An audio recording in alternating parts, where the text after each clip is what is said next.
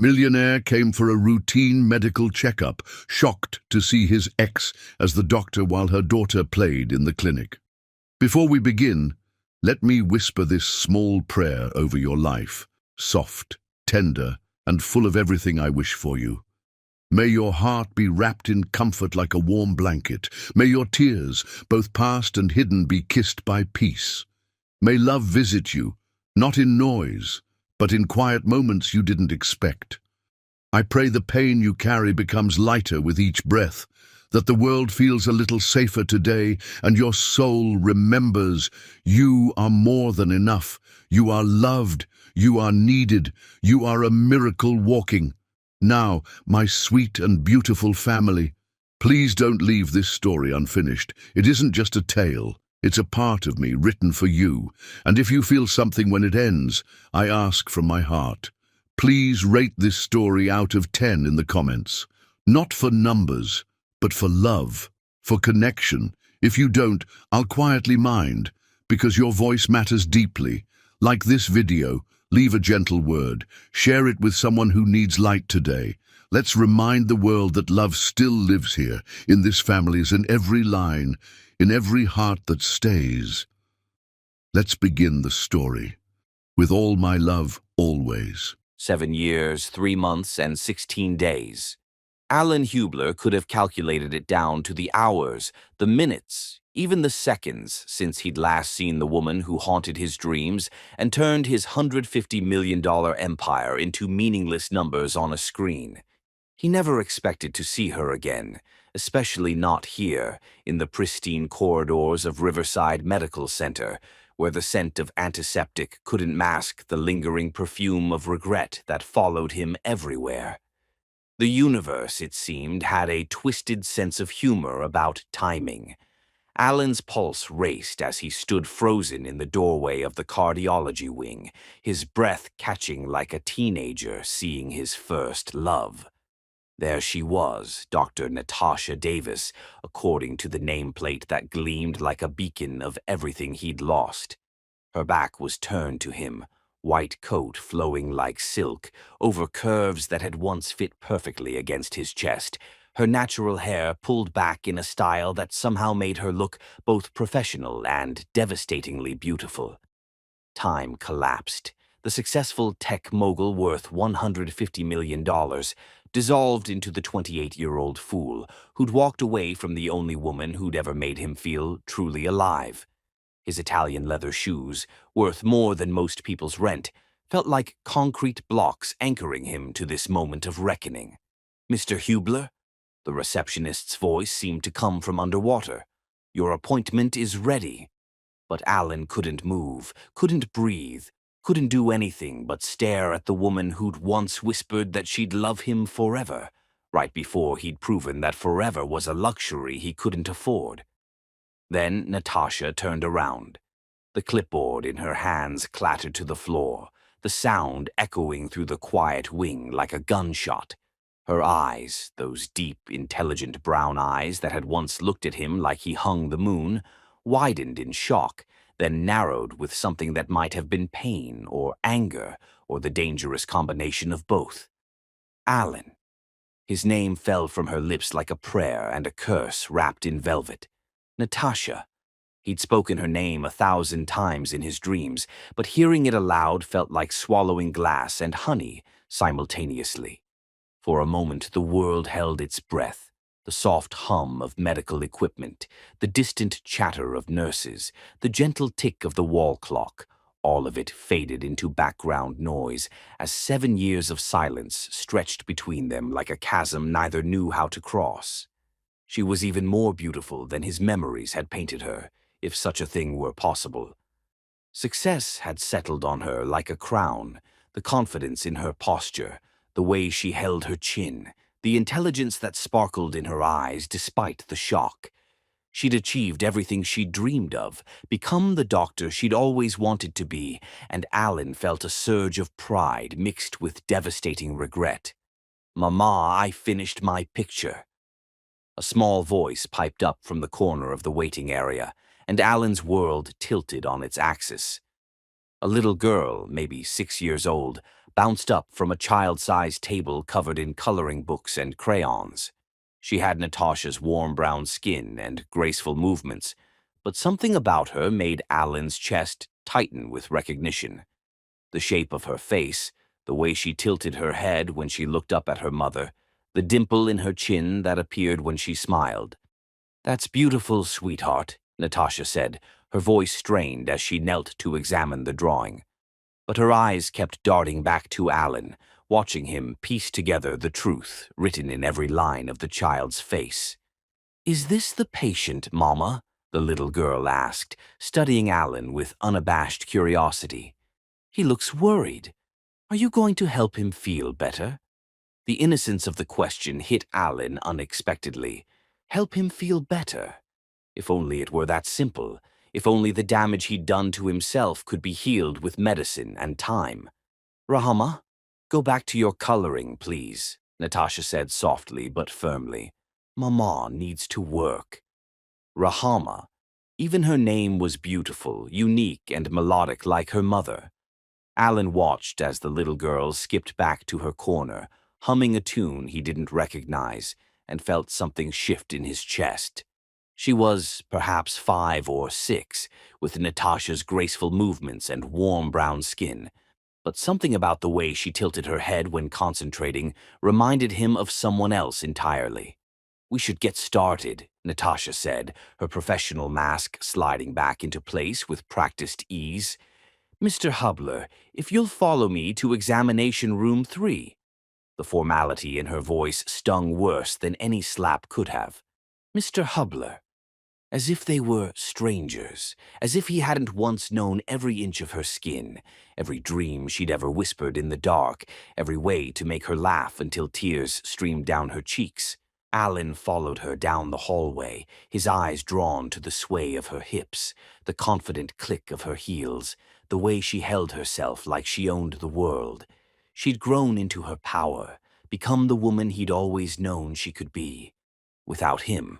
The examination room was small, intimate despite its clinical sterility. Natasha busied herself with his chart, her movements precise and professional, but Alan could see the slight tremor in her hands, the way she avoided looking directly at him. "Please have a seat on the table," she said, finally meeting his gaze. "I'll need to listen to your heart and lungs, check your blood pressure." The irony wasn't lost on either of them. She was going to listen to his heart, the heart that had been broken and empty for 7 years, the heart that had just started beating again the moment he'd seen her face. "Natasha, Dr. Davis," she corrected sharply, then softened slightly. "Please, let's keep this professional."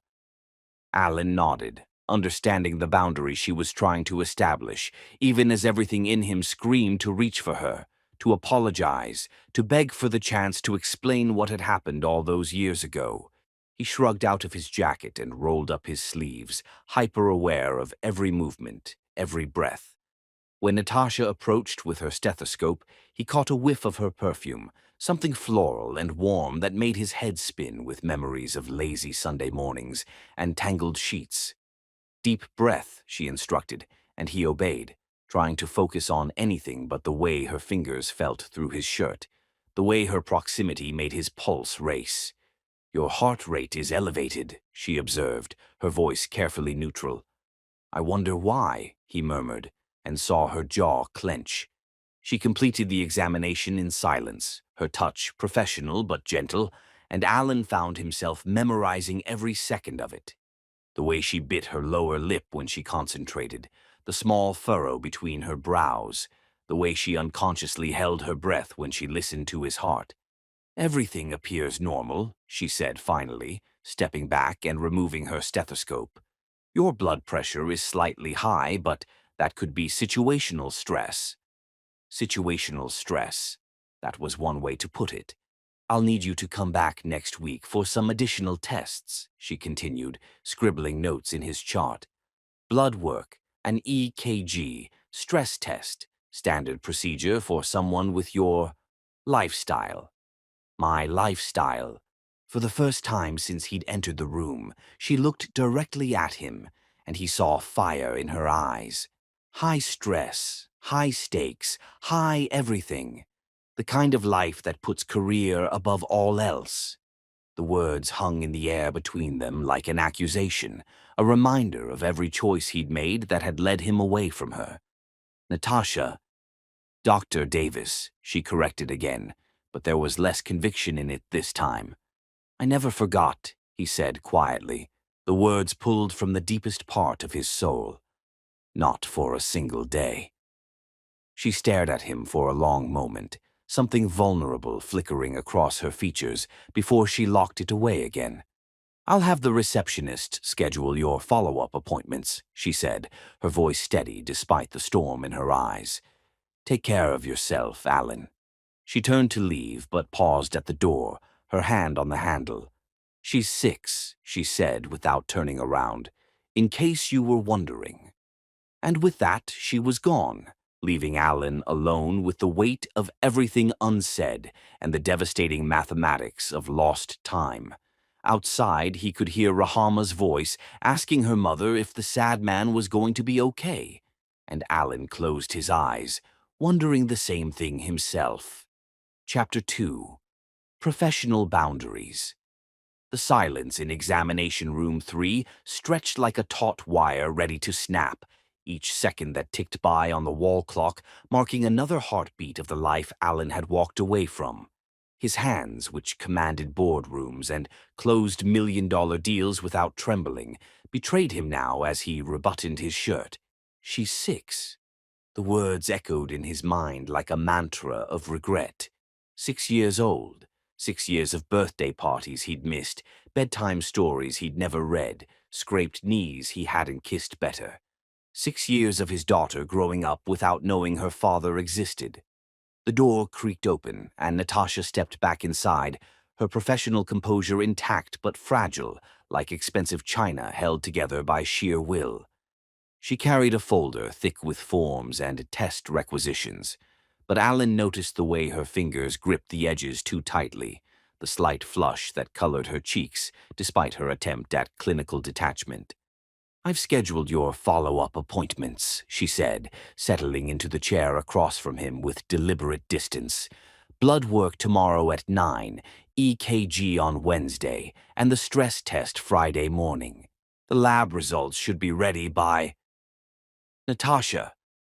Her name escaped his lips like a prayer he'd been holding for 7 years. Please, can we talk?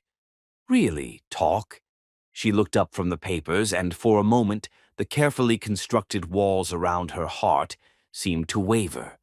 In her eyes, he saw flashes of the woman who used to curl up against his chest on Sunday mornings, who laughed until she snorted at his terrible jokes, who once told him she wanted to have his babies someday.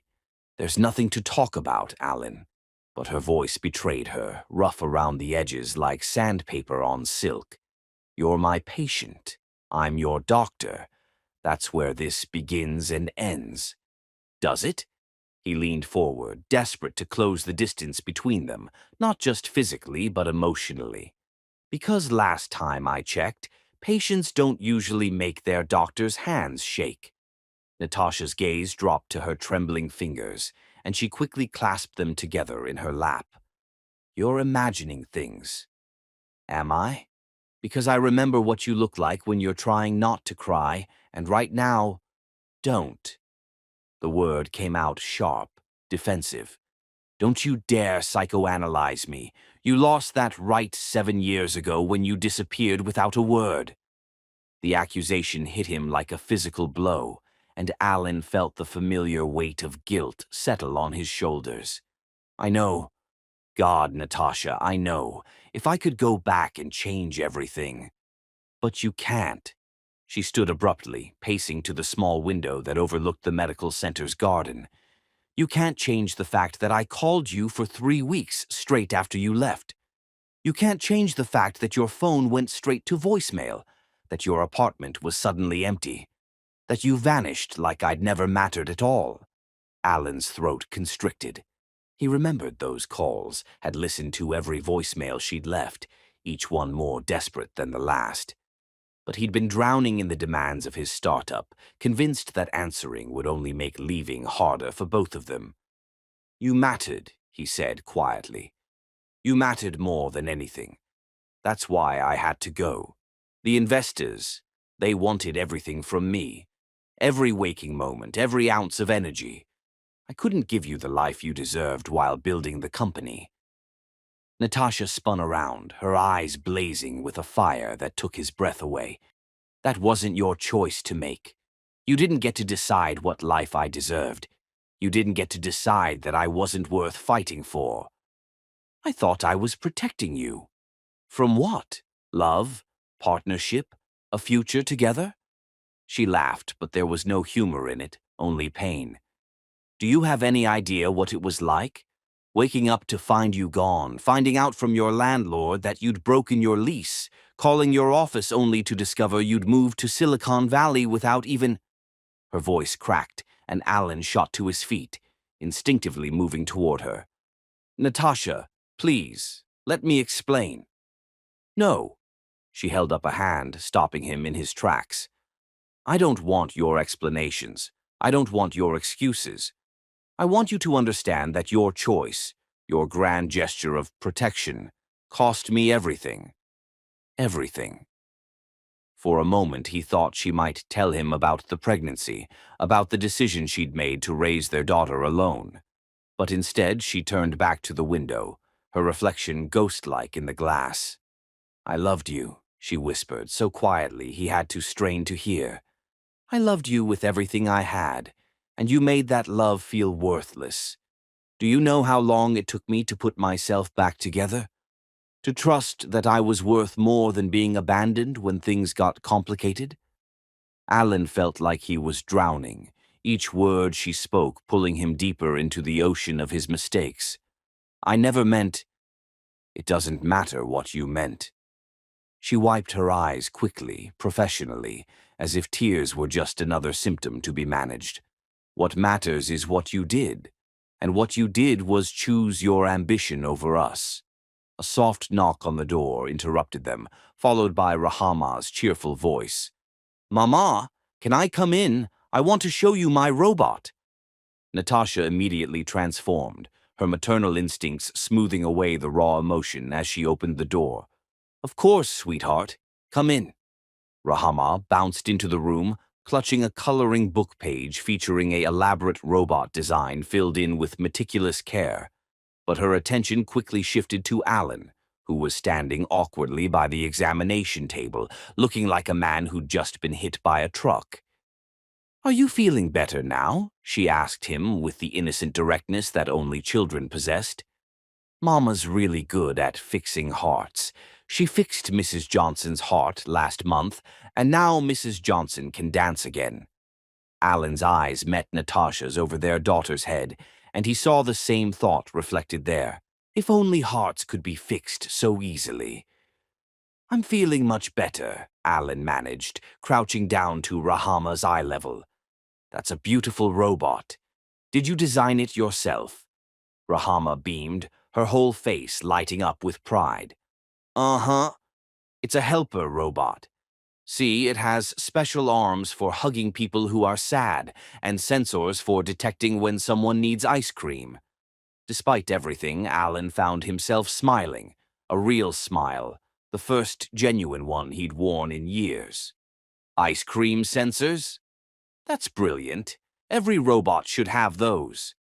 "That's what I said." Rahama clapped her hands together. "Mama says I'm going to be an engineer someday, like the people who build rockets and bridges and—" She paused, studying his face with unsettling intensity. "You have really pretty eyes. They're the same color as the sea glass Mama and I found at the beach last summer." Alan's breath caught. Sea glass. Natasha had always loved collecting sea glass, spent hours combing beaches for those perfect, smooth pieces worn soft by salt and time. The fact that she still did it, that she shared that with their daughter, made his chest ache with longing. "Thank you," he said softly. "That's a very nice compliment. Rahama, sweetheart, why don't you go pack up your coloring supplies?" Natasha's voice was carefully controlled, but Alan could hear the strain beneath it. "We need to head home soon." "Okay, Mama." Rahama skipped toward the door, then turned back to Alan. "Will you be coming back to see Mama again?" The question hung in the air like a challenge, and Alan looked at Natasha, searching her face for any sign of what she wanted him to say. "Yes," he said finally, never taking his eyes off Natasha. "I'll be coming back." After Rahama left, the silence returned, heavier now with the weight of their daughter's innocent presence. "She's incredible," Alan said quietly. "She's brilliant and funny and—" "She's mine." The words came out fierce, protective. "I've raised her by myself for 6 years. I've been her everything. Mother, father, teacher, protector. She doesn't need disruption in her life." "She doesn't need her father." Natasha's jaw tightened. "She needs stability. She needs routine. She needs to know that the people in her life won't disappear when things get tough." The accusation stung because it was true. Alan had disappeared when things got tough. He'd chosen the easier path, the one that didn't require him to figure out how to balance love and ambition, commitment and career. "I'm not the same man I was 7 years ago," he said. "Aren't you?" She gathered up his chart and test forms, her movements brisk and efficient. "You're still the man who built an empire by putting work above everything else. You're still the man who measures success in dollars and market share. What's different, Alan?" "Really?" He wanted to tell her everything, how empty his success felt without someone to share it with, how he'd built his fortune on the foundation of losing her, how every achievement felt hollow because she wasn't there to celebrate with him. But the words stuck in his throat, tangled with years of regret and self-doubt. "I don't sleep," he said instead, the admission pulled from some deep, vulnerable place. "I haven't slept well in 7 years. Every night I lie in my king-sized bed in my empty penthouse and remember what it felt like to fall asleep with you in my arms. I've made more money than I could spend in 10 lifetimes, but I'd give it all up for one more night of that." Natasha's professional mask slipped for just a moment, and he saw the woman beneath, the one who'd loved him, who'd planned a future with him, who'd been broken by his leaving. "It's too late for poetry, Alan," she said, but her voice was softer now, tinged with something that might have been grief. "Some things can't be fixed with pretty words and romantic gestures. What about with time? With proof that I've changed?" She looked at him for a long moment, and he saw her internal struggle played out across her features, the war between the woman who'd loved him and the mother who would protect her child at any cost. "Your appointment confirmations are at the front desk," she said finally, deflecting his question. "Don't miss them. Consistency is important for accurate results." It wasn't an answer, but it wasn't a no either. Alan took it as the small victory it was. "Thank you," he said, meaning more than just the medical care. "For everything. For taking care of yourself, for becoming the incredible woman you always were meant to be, for raising our—" He caught himself. "For raising Rahama to be so amazing." Natasha's breath hitched almost imperceptibly at his near slip, but she didn't correct him. "She is amazing," she agreed quietly. "She's the best thing I've ever done." "She should have been ours," Alan thought, but didn't say. Instead, he nodded and headed for the door. "Alan?" He turned back, hope flaring in his chest. "Don't hurt her. Whatever you're thinking, whatever you're planning, she's been through enough. We both have." "I would never hurt her," he said with fierce conviction. "Or you. Not again." As he walked out of the examination room, Alan carried with him the sound of Rahama's laughter, the memory of Natasha's tears, and the crushing weight of 7 years' worth of what might have been. Chapter 3. Memories resurface. 7 years earlier. The coffee shop on Fifth Street had terrible acoustics, mismatched furniture, and the kind of charm that only came from years of students spilling their hearts and caffeine across scratched wooden tables. Alan had discovered it by accident, ducking in from a sudden downpour, and stayed because the girl with the medical textbooks had looked up when he'd cursed his soaked laptop. "Rice," she'd said simply, not looking up from her anatomy diagrams. "Put it in rice overnight. Might save it." Her voice had been like warm honey with just a hint of amusement that made him want to hear it again. When she finally looked up, Alan felt the world tilt sideways. She was beautiful in a way that made his chest tight. Natural hair framing a face that belonged in art galleries, eyes that sparkled with intelligence and mischief, skin that seemed to glow from within. "Does that actually work?" he'd asked, clutching his laptop like a lifeline to keep talking to her. "Depends on how badly you treated it," she'd replied, and something in her tone suggested she wasn't just talking about electronics. That had been the beginning. 3 hours of conversation that felt like 3 minutes, coffee growing cold as they talked about everything and nothing.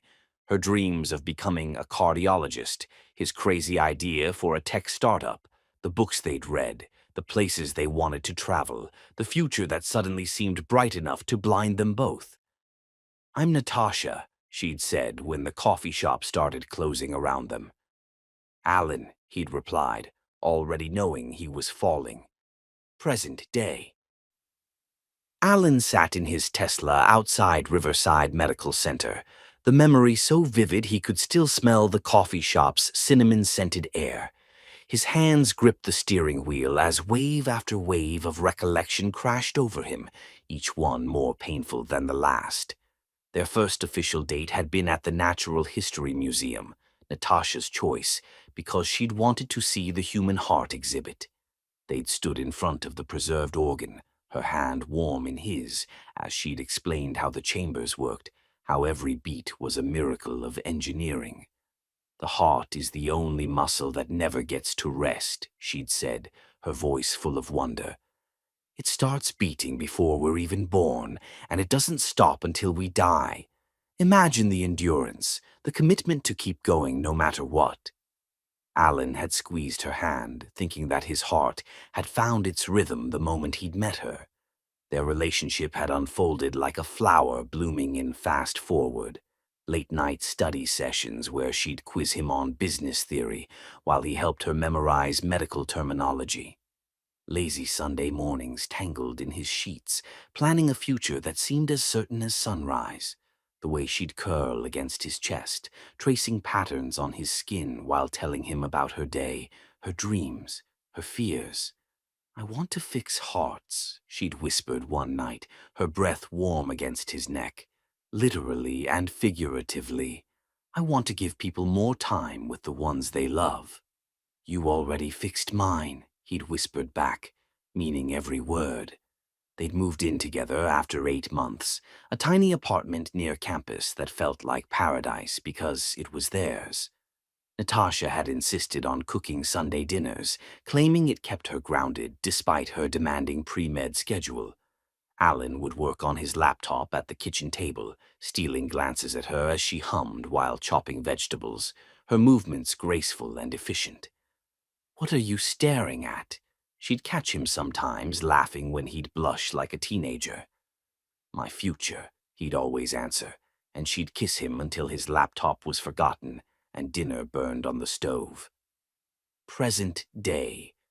Alan's phone buzzed with a text from his assistant about the Tokyo deal, snapping him back to reality. But instead of opening it, he found himself scrolling through his contacts until he found the folder he'd never deleted, the one labeled N that contained every photo, every voicemail, every text message from their 2 years together. There she was, laughing at his terrible attempt at making pancakes, flour in her hair and joy in her eyes. There they were at the beach, Natasha holding up a piece of sea glass like a treasure, the sunset turning her skin golden. There was the selfie she'd taken of them on Christmas morning, both of them ridiculous in matching pajamas she'd insisted on buying. His finger hovered over a video, one he'd never been able to watch but could never delete. The timestamp showed it was from 2 weeks before he'd left. With trembling hands, he pressed play. Natasha's face filled the screen, radiant with happiness.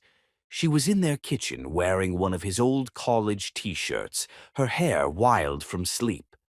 "Alan Hubler," her recorded voice said, giggling as she spoke to the camera. "You left your phone at home like an absent-minded professor, so I'm leaving you a video message. I have news, baby. Big news. The kind that's going to change everything, but in the most beautiful way possible." Alan's blood turned to ice. He knew what was coming, had pieced it together from the timing, from Rahama's age, from the way Natasha had looked at him in the examination room. But hearing it, seeing the pure joy on her face as she prepared to tell him about their child, "I'm pregnant," she whispered to the camera, her hand moving to her still flat stomach. "We're going to have a baby, Alan. Our baby. I know it's scary and we're young and you're working so hard on the company, but—" Her voice broke with happiness. "I'm so happy. I can't wait to tell you. I can't wait to see your face when—" Alan slammed the phone against the dashboard, the sound echoing through the car like a gunshot. The video kept playing, Natasha's voice now muffled but still audible. "I love you so much. We're going to be a family, just like we always talked about. Come home soon, okay? I have the best surprise waiting for you." 7 years earlier. That same night, Alan had been in a conference room in downtown Seattle, surrounded by investors who smelled like expensive cologne and ruthless ambition. The Meridian Group had offered him everything: unlimited funding, connections, market dominance, but their conditions had been non-negotiable. "Total commitment," Harrison Blackwell, the lead investor, had said, his cold eyes dissecting Alan like a specimen. "No distractions, no divided attention. This company will be your wife, your child, your religion. Can you handle that kind of dedication, Mr. Hubler?" Alan had thought about Natasha waiting at home, probably studying for her MCAT, maybe making that pasta dish he loved. He'd thought about their plans for the weekend, the way she'd been acting lately, secretive, excited about something she claimed was a surprise. "Yes," he'd said, sealing both their fates with a single word. "I can handle it." The contract had required immediate relocation to Silicon Valley. The investors had wanted him isolated, focused, completely devoted to building their vision. And Alan, drunk on ambition and terrified of failure, had agreed to everything. He'd gone home to pack, planning to wake Natasha, to explain, to convince her to come with him. But she'd been sleeping so peacefully, one hand curved protectively over her stomach, in a gesture he hadn't understood at the time. He'd watched her for an hour, memorizing her face in the moonlight, telling himself that this was temporary, that success would give them everything they'd ever dreamed of. He'd left a note. Coward that he was, he'd left a note instead of having the conversation that might have changed everything. "I have to go. There's an opportunity I can't pass up, but it means leaving immediately. I love you, but I need to do this alone. I'll call when I can. Please understand. A. Present day." Alan stared at his reflection in the Tesla's window, seeing the ghost of the young man who'd made the worst decision of his life. He'd been so certain that success would solve everything, that money and power would make him worthy of her love. Instead, it had cost him the only thing that had ever truly mattered. His phone rang, jolting him from his spiral of regret. His assistant's name flashed on the screen, but he ignored it. Nothing the business world could offer him mattered now. Not when he'd finally found what he'd been searching for in every boardroom, every merger, every victory that had felt hollow the moment it was achieved. He'd found his way back to Natasha, back to their daughter. 7 years earlier, 3 weeks after he left, Natasha had called 43 times. Alan knew because he'd counted each missed call, had listened to every voicemail until he had them memorized. The first ones had been confused, worried about why he wasn't answering, then concerned, asking if he was okay, then hurt, pleading for him to just call her back, then angry, demanding explanations. The last voicemail had come on a Tuesday. Her voice had been different, flat, exhausted, empty of everything that had made it uniquely hers. "I get it now," she'd said, each word carefully measured. "You're not coming back. You made your choice, and it wasn't me. That's fine, Alan. I want you to know that I'll be okay.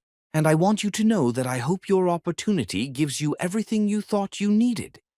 I hope it's worth what you gave up." She'd paused, and Alan had heard her take a shaky breath. "Don't call me back. Don't try to find me.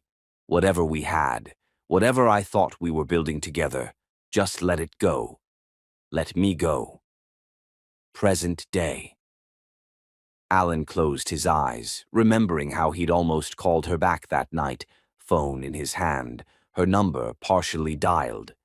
But Harrison Blackwell had walked into his office at that exact moment, reminding him about the Seoul presentation, the Tokyo expansion, the 100 other fires that needed his attention. He told himself there would be time later. That success would give him the words, the worthiness, the life he could offer her. He'd convinced himself that waiting was kindness, that coming back empty-handed would be selfish. 7 years. 7 years of building an empire on the foundation of the greatest loss of his life. 7 years of telling himself that the ache in his chest was just the price of ambition. 7 years of sleeping alone in beds that cost more than most people's cars, surrounded by everything money could buy and nothing that mattered. A knock on his car window made him jump. A parking attendant stood outside, gesturing at the meter that had expired while he'd been lost in the past. "Sorry," Alan said, rolling down the window. "I was just—" "No problem, sir. Happens to all of us sometimes. Lost in thought." Something like that. As he fed quarters into the meter, Alan's mind drifted to Rahama, their daughter, though she didn't know it yet. 6 years old. 6 years of birthdays he'd missed, bedtime stories he'd never read, scraped knees he hadn't kissed better. 6 years of her growing up without knowing her father existed. But she existed. Despite everything he'd done wrong, despite every terrible choice he'd made, something beautiful had come from their love. Natasha had carried their child alone, raised her alone, been everything Rahama needed without his help. The thought filled him with equal parts gratitude and devastation. Gratitude that Natasha was strong enough, loving enough, incredible enough to give their daughter everything she needed. Devastation that he'd missed it all, that his cowardice had cost him the chance to be part of something truly meaningful. Back in his car, Alan made a decision that felt like jumping off a cliff and growing wings at the same time. He wasn't going to let another day pass without fighting for what he'd lost. He wasn't going to let fear or pride or the comfortable numbness of success keep him from the family he'd never stopped loving. He had no idea if Natasha would ever forgive him. No idea if Rahama would want a father who'd been absent from her entire life. No idea if the love that had once burned between them could survive 7 years of silence and regret. But he had to try. For the first time in 7 years, Alan Hubler was going to choose love over everything else, even if it destroyed him, even if it cost him everything he'd built, even if it was too late, especially if it was too late, because some things were worth losing everything for, and Natasha and Rahama were worth everything he had, and more. Chapter 4. The Daughter He Never Knew. The morning of Alan's blood work appointment arrived with the kind of crisp autumn air that made Seattle look like a postcard. He'd barely slept, his mind spinning between memories of the past and desperate hopes for the future. Every time he'd closed his eyes, he'd seen Rahama's bright smile, heard her innocent questions, felt the earth-shaking recognition that she was his daughter. His daughter. The words still felt surreal, like speaking a foreign language he was just beginning to understand. For 6 years, she'd existed in the world without him knowing, taking her first steps, saying her first words, having her first day of school, all the milestones he'd dreamed of sharing with Natasha someday. Alan arrived at Riverside Medical Center 40 minutes early for his follow-up EKG appointment, telling himself it was just efficiency, but knowing the truth. He was desperate for another glimpse of the family he'd lost. The test would only take 15 minutes, but maybe, just maybe, he'd catch sight of them again. The medical center's lobby buzzed with morning activity, but Alan's attention fixed immediately on a familiar corner where a small table and chairs had been set up. Rahama sat there now, coloring with the same intense concentration he'd noticed the day before, her small brow furrowed in focus that struck him as oddly familiar. She was alone, which surprised him. A glance around the lobby revealed no sign of Natasha. "Excuse me," he said to the receptionist. "Is Dr. Davis in this morning?" "Oh yes, she's here early for a cardiac catheterization procedure. Are you here for your EKG, Mr. Hubler?" After finishing his blood work, Alan found himself walking toward the children's corner instead of toward the exit. Rahama looked up as he approached, her face lighting up with recognition. "You're the sad man from yesterday," she announced cheerfully, making Alan wince at the accuracy of her description. "Are you still sad? Did Mama fix your heart yet?" Alan settled into the child-sized chair across from her, his knees nearly hitting his chin. "She's working on it," he said truthfully. "What are you drawing today?"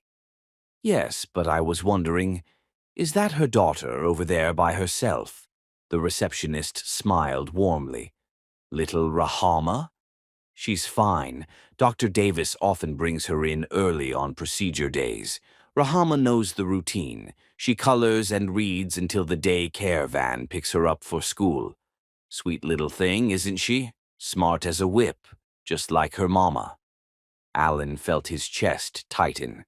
Another routine he'd missed, another piece of their lives he'd known nothing about. While he'd been sleeping in luxury hotels around the world, building his empire, Rahama had been making herself at home in medical center lobbies, adapting to the demands of her mother's career with a maturity that broke his heart. Rahama held up her latest creation, a complex design that looked like architectural blueprints, but with added wings and what appeared to be a propulsion system. "It's a flying house," she explained seriously. "See, sometimes people have to move away for work or stuff. But what if their house could just fly to where they needed to be? Then families wouldn't have to be separated." The innocent wisdom in her words hit Alan like a physical blow. Here was his 6-year-old daughter, unknowingly describing the exact problem that had torn their family apart, offering a child's solution to adult failures. "That's brilliant," he managed, his voice rough with emotion. "Have you shown this to your mom?" "Not yet. She's busy with the heart surgery." Rahama set down her crayon and studied Alan with unsettling directness. "Are you here for another appointment?" "Just some tests," Alan said. "Your mom wants to make sure I'm healthy." "Good. Mama worries when people don't take care of themselves." Rahama tilted her head, and Alan saw so much of himself in the gesture that it took his breath away. "Do you have a family?" The question was like a knife between his ribs. "It's complicated," he said finally. "Complicated how?" 6-year-olds, Alan was learning, didn't accept vague answers. "Well, I had someone I loved very much once, but I made some mistakes and we're not together anymore." Rahama nodded sagely, as if this made perfect sense. "Did you say sorry?" "I'm trying to. Mama says sorry only works if you really mean it, and if you don't do the bad thing again." She picked up another crayon, adding details to her flying house. "What did you do that was bad?" Alan stared at this precocious child, his child, who was casually delivering life lessons while designing impossible architecture. How could he explain to a 6-year-old that her father had chosen money over love, ambition over family, success over the two people who should have mattered most? "I left when I should have stayed," he said simply. "I thought other things were more important, but I was wrong." "That is bad," Rahama agreed matter-of-factly. "Mama says leaving is the worst thing you can do to someone you love because it makes them think they're not worth staying for." The words, so clearly Natasha's, spoken through their daughter's voice, felt like a verdict delivered by the universe itself. Alan closed his eyes, absorbing the blow, accepting it as deserved. "Your mama is very wise," he said when he could speak again. "She's the smartest person in the whole world," Rahama said with fierce pride. "She can fix any heart, even the really broken ones. She says hearts are tough. They can keep beating even when they're hurt. But they need love to heal properly." What if someone's heart has been broken for a really long time? Alan found himself asking. What if the person who broke it wants to fix it, but they don't know how? Rahama considered this seriously, her little face scrunched in concentration. "Mama says healing takes time and proof. You can't just say sorry once and expect everything to be better. You have to show that you really changed, and you have to be patient while the hurt person decides if they want to trust you again." 6 years old, and she understood more about redemption than most adults. Alan felt a surge of pride mixed with profound regret. This incredible little human was half his, carried his DNA, shared his blood, and he'd missed every day of her becoming who she was. "You're very smart," he told her, "just like your mama." Rahama beamed at the compliment. "I want to be a doctor like her someday, or maybe an engineer, or both. Mama says I can be anything I want if I work hard enough. She's right. You can be anything." Alan leaned forward, captivated by her enthusiasm. "What kind of engineering interests you?" "All kinds. I like building things, but I also like how things work inside, like hearts. I know all about hearts because Mama teaches me." "Did you know your heart beats about 100,000 times every day?" "I didn't know that." "It's true, and all that blood goes through these tiny little tubes called capillaries. Mama showed me pictures."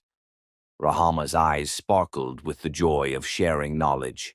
"She says the heart is the most important muscle because everything else needs what it gives them." Alan thought about his own heart, how it had felt dead for 7 years, functioning but not truly alive, pumping blood through a body that had forgotten how to feel. Until yesterday. Until he'd seen Natasha again and remembered what it felt like to be truly, devastatingly alive. "Your mom taught you well," he said. "She teaches me lots of things, like how to cook Sunday pancakes and how to tie my shoes and how to be brave when things are scary." Rahama's voice grew thoughtful. "Sometimes I wonder about my daddy, though." Alan's heart stopped. "What do you wonder?" "Just stuff. Like if he has green eyes like me, or if he likes building things, or if he would read me bedtime stories."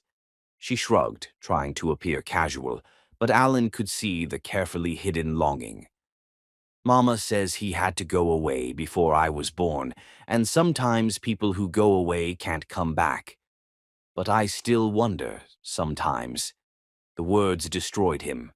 This beautiful, brilliant child had spent 6 years wondering about a father who'd been living his empty life just hours away. Close enough to be part of her world, but too selfish, too cowardly, too lost in his own ambition to even know she existed. "I bet," Alan said carefully, his voice thick with emotion, "I bet he wonders about you too.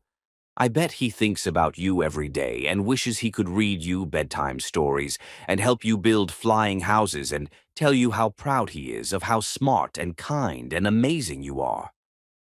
Rahama looked up from her coloring, studying his face with those bright green eyes. His eyes that seemed to see straight through to his soul. Do you really think so? I know so, Alan whispered, meaning it with every broken piece of his heart. Before Rahama could respond, a cheerful voice called across the lobby. Rahama, ready for school. A woman in a daycare center uniform approached with a group of other children in tow. Rahama quickly began packing her art supplies, but paused to look back at Alan. Will you be here tomorrow? She asked. Alan glanced toward the cardiology wing where he knew Natasha was working, saving lives, being the incredible woman she'd always been destined to become. I have another appointment, he said. So yes, I'll be here. Good, Rahama said firmly. I want to show you my robot book. I think you'd like it. As she skipped toward the daycare group, she turned back one more time. Hey, what's your name?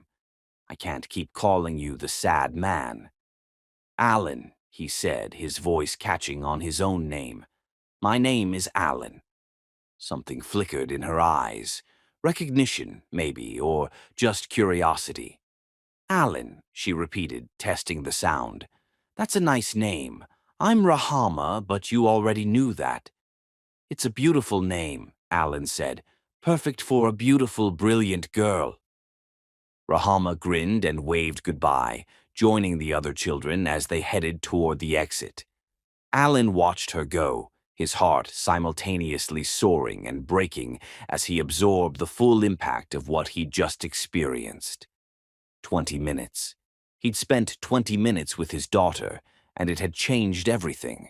She was extraordinary, bright and curious and kind, with Natasha's grace and what he hoped might be some of his own stubborn determination.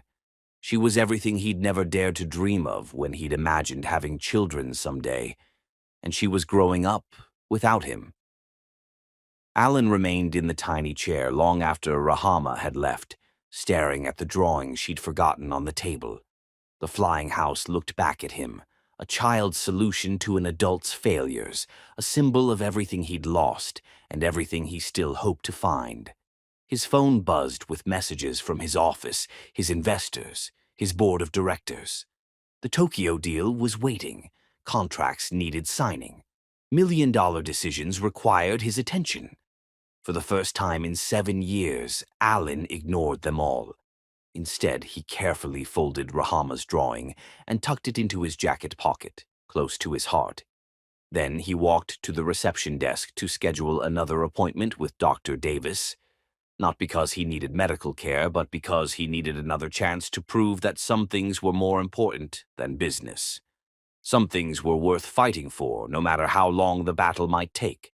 As he left the medical center, Alan carried with him the echo of his daughter's laughter, the memory of her bright curiosity, and the devastating knowledge that love could survive even the worst mistakes, if you were brave enough to fight for it.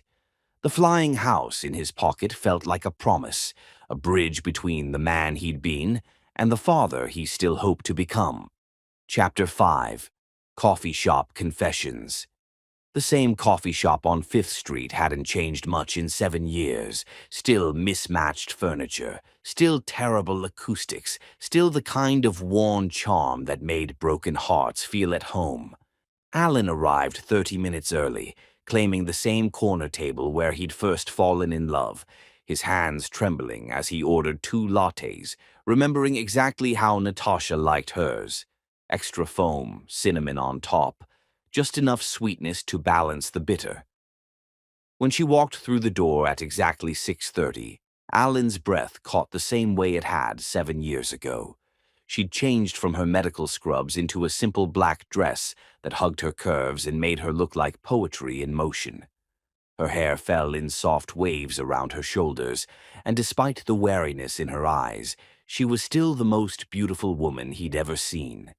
You remembered, she said softly, sliding into the chair across from him and staring at the perfectly prepared latte. I remembered everything, Alan replied, his voice rough with emotion. Every conversation, every laugh, every dream we shared in this place. I've been carrying it all with me for 7 years. Natasha wrapped her hands around the warm mug, using it as a shield between them. Then why did you leave? The question hung in the air like smoke, acrid and suffocating. Alan had rehearsed this conversation 1,000 times in his mind, but now, faced with the reality of her pain, all his carefully planned words crumbled. Because I was 28 and terrified and convinced that success was the only thing that could make me worthy of you, he said finally. Because when the Meridian Group offered me everything I thought I wanted, I believed that building an empire was the only way to give you the life you deserved. The life I deserved. Natasha's voice rose slightly, drawing glances from other patrons. She lowered it to a harsh whisper. I deserved honesty, Alan. I deserved a conversation. I deserved to be part of the decision that tore our lives apart. You're right. You deserved all of that and more. Alan leaned forward, desperate to close the physical distance, even if the emotional chasm felt insurmountable. I was a coward. I convinced myself that leaving quietly would be kinder than dragging you through the uncertainty, the long hours, the complete upheaval of everything we'd built together. Natasha laughed, but there was no humor in it, only years of accumulated pain. Kinder? You think disappearing in the middle of the night with nothing but a note was kind. I know how it sounds. Do you? She set down her mug with enough force to slosh coffee onto the table.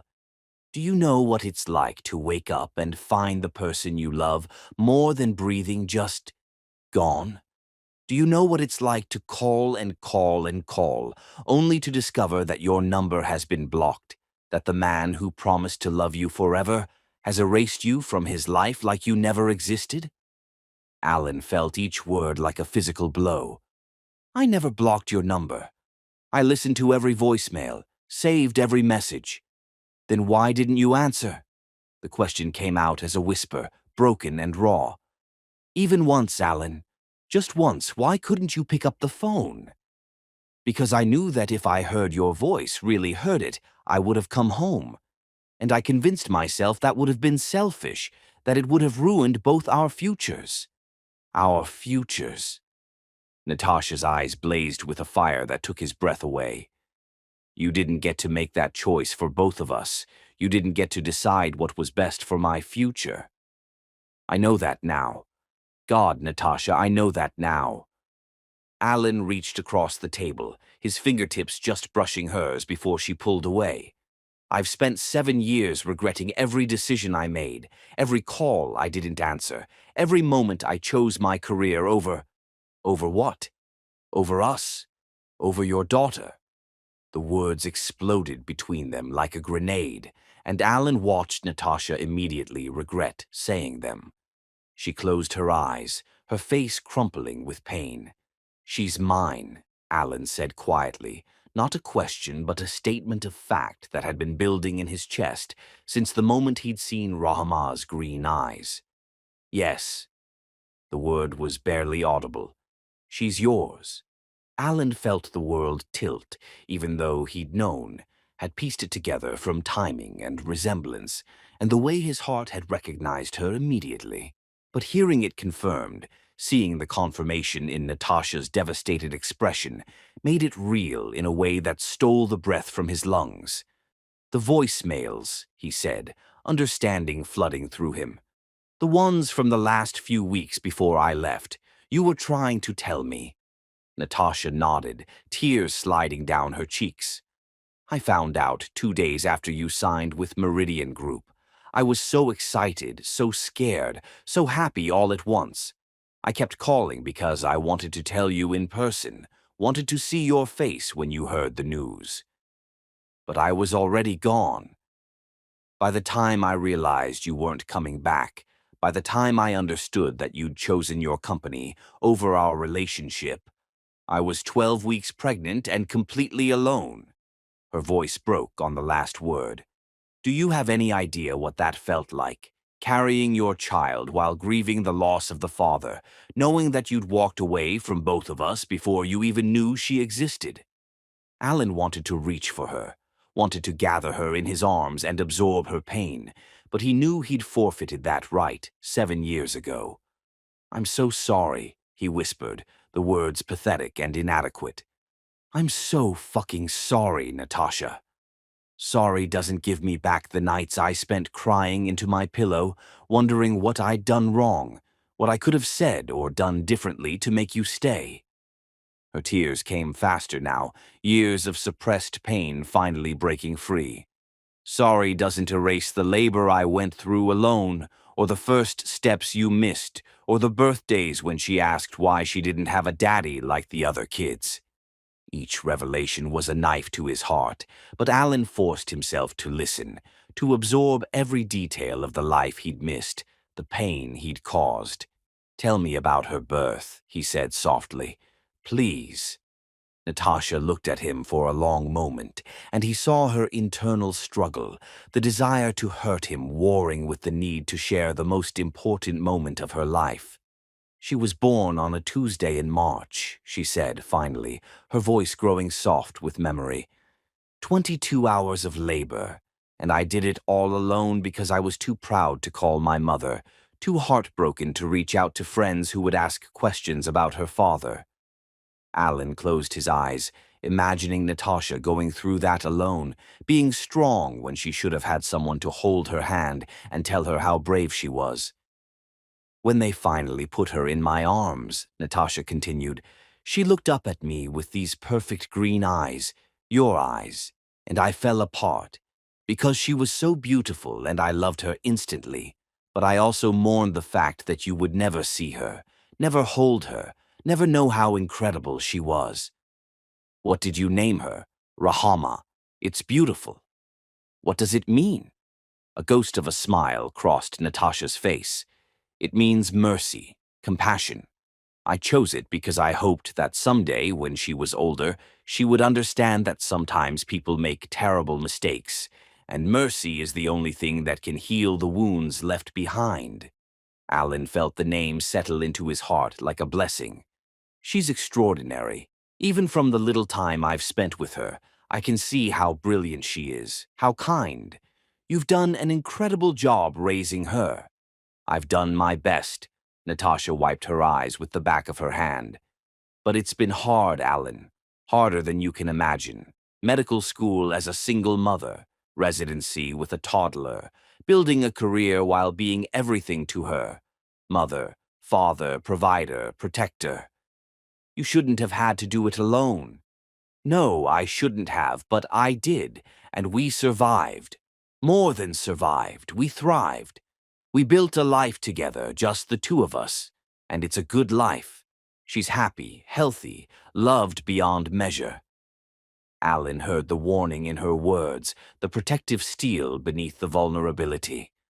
"I'm not trying to disrupt that life, I want to be part of it. I want to know her, to help, if you'll let me, to try to make up for all the years I lost." "Make up for it how?" Natasha leaned back in her chair, studying him with the clinical detachment she'd perfected as a doctor. "With money? With expensive gifts? With grand gestures that make you feel better about abandoning us? Number, I want to make up for it by being present. By being the father she deserves, the partner you should have had all along." "Partner?" Natasha's laugh was sharp, defensive. "Alan, we're not picking up where we left off. We're not some romantic movie where love conquers all and everyone lives happily ever after. You hurt me in ways I'm still recovering from. You have a daughter who doesn't even know you exist. This isn't about us anymore. It's about her. I know, and I know I have no right to ask for anything from you. But Natasha, please, give me a chance to prove that I've changed. Let me show you that I can be the man you both deserve. How? How do I trust you not to leave again when things get complicated? When your business demands more of your time? When the next big opportunity comes along?" Alan reached into his jacket and pulled out Rahama's drawing, the flying house that had been burning a hole in his heart since morning. He smoothed it out on the table between them. "She drew this today," he said softly. "A flying house, so families don't have to be separated when people have to move for work." At 6 years old, she solved the problem that I was too blind and selfish to see 7 years ago. Natasha stared at the drawing, her expression softening as she recognized her daughter's handiwork. I spent 20 minutes with her this morning, Alan continued, and she taught me more about love and forgiveness and what really matters than 7 years of success ever did. She told me that healing takes time and proof, that you can't just say sorry once and expect everything to be better. She's wise beyond her years. She had to be. Because of my choices, because I forced her to grow up without a father. Alan's voice cracked. I can't change the past, Natasha. I can't give you back those nights you cried alone, or hold your hand during labor, or see her first steps. But I can be here now. I can choose you both every single day for the rest of my life. Natasha was quiet for a long time, staring at the drawing, at the coffee growing cold between them, at everything except Alan's face. The Tokyo opportunity, she said finally. Alan blinked, confused. What? I know about the Yamamoto Group's interest in your company. $800 million for full acquisition with international expansion requirements. It was in the Business Journal 2 weeks ago. She finally looked up at him. Have you made your decision? The question hit him like ice water. She knew about the potential deal. She knew about the choice that was waiting for him, the same kind of choice that had torn them apart 7 years ago. I don't, he said simply. What do you mean? I mean, I'm not taking the deal. I turned it down 3 days ago. Alan pulled out his phone, showing her the email he'd sent to his board of directors. I've spent 7 years building a company that means nothing without you and Rahama in my life. I'm not making that mistake again. Natasha read the email, her eyes widening as she absorbed the magnitude of what he was saying. You turned down $800 million. I turned down everything that would take me away from the two most important people in my world. For the first time since they'd sat down, Natasha looked at him without defensive armor, without the careful distance she'd maintained. He saw surprise there and something that might have been hope. Alan, I love you, he said, the words tumbling out like water through a broken dam. I never stopped loving you, not for a single day, not for a single moment. I love the woman you were, the woman you've become, the mother you are to our daughter. I love you enough to walk away if that's what's best for both of you, but I love you too much not to fight for the chance to be the man you deserve. Natasha's tears started again, but these were different, softer, confused, carrying 7 years of carefully guarded hope. I don't know if I can do this again, she whispered. I don't know if I'm strong enough to trust you with my heart. With her heart. Then don't, Alan said, reaching across the table to gently touch her hand. This time she didn't pull away. Don't trust me yet. Make me earn it. Let me prove day by day, moment by moment, that I've learned what really matters. Let me show you both that love isn't something you choose once. It's something you choose every day, in every decision, for the rest of your life. Natasha stared at their joined hands, and Alan felt the electric connection that had never really died, just been buried under years of hurt and regret. She asks about you sometimes, she said so quietly he had to lean forward to hear. About her father. I never knew what to tell her. Tell her the truth, that her father made terrible mistakes but never stopped loving her mother, that he's been lost for a long time but wants to find his way home. And if she wants to meet you, really meet you, not just random encounters at the medical center. Alan's heart soared even as he tried to keep his expression calm. Then I would consider that the greatest gift I could ever receive. Natasha pulled her hand away, but gently, and Alan took that as progress. This won't be easy, she warned. I won't just let you walk back into our lives like nothing happened. If you want to be part of this, really part of this, you'll have to prove yourself. To me, and more importantly, to her. I understand. And I won't lie to her or make up fairy tales about why you weren't there before. She's old enough to understand that sometimes adults make bad choices, and she deserves honesty.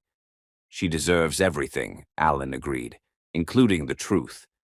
Natasha nodded slowly, and Alan saw her making the decision that would change all their lives. Saturday afternoon, there's a science museum exhibit on robotics that she's been dying to see. If you want to meet your daughter, really meet her, be there at 2 o'clock. Alan felt tears prick his eyes. Thank you, he whispered. Thank you for giving me this chance.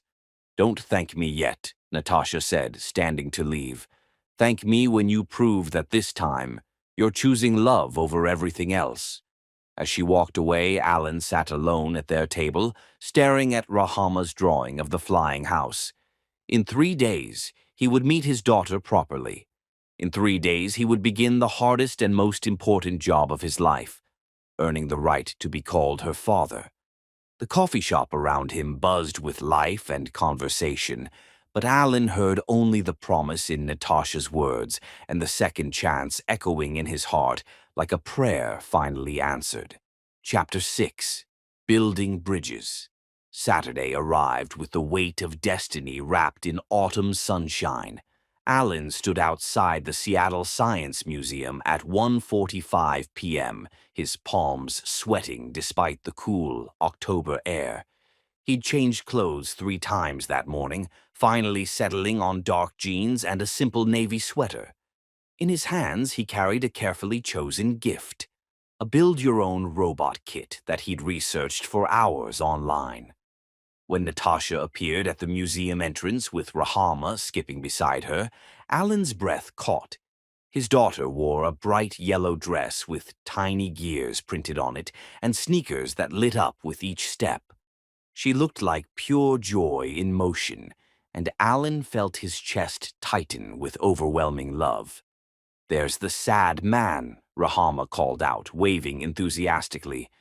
"But you don't look sad today. You look happy." "I am happy," Alan said, crouching down to her level. "I'm happy because I get to spend the day with 2 of my favorite people." Rahama giggled at being called one of his favorites, while Natasha gave him a cautious nod of acknowledgement. She looked beautiful in jeans and a soft green sweater that brought out her eyes. "Mama said you used to know each other a long time ago," Rahama said, studying Alan with that direct gaze that seemed to see straight through to his soul. "We did," Alan confirmed, glancing at Natasha. "Your mama and I were very good friends. Were you in love?"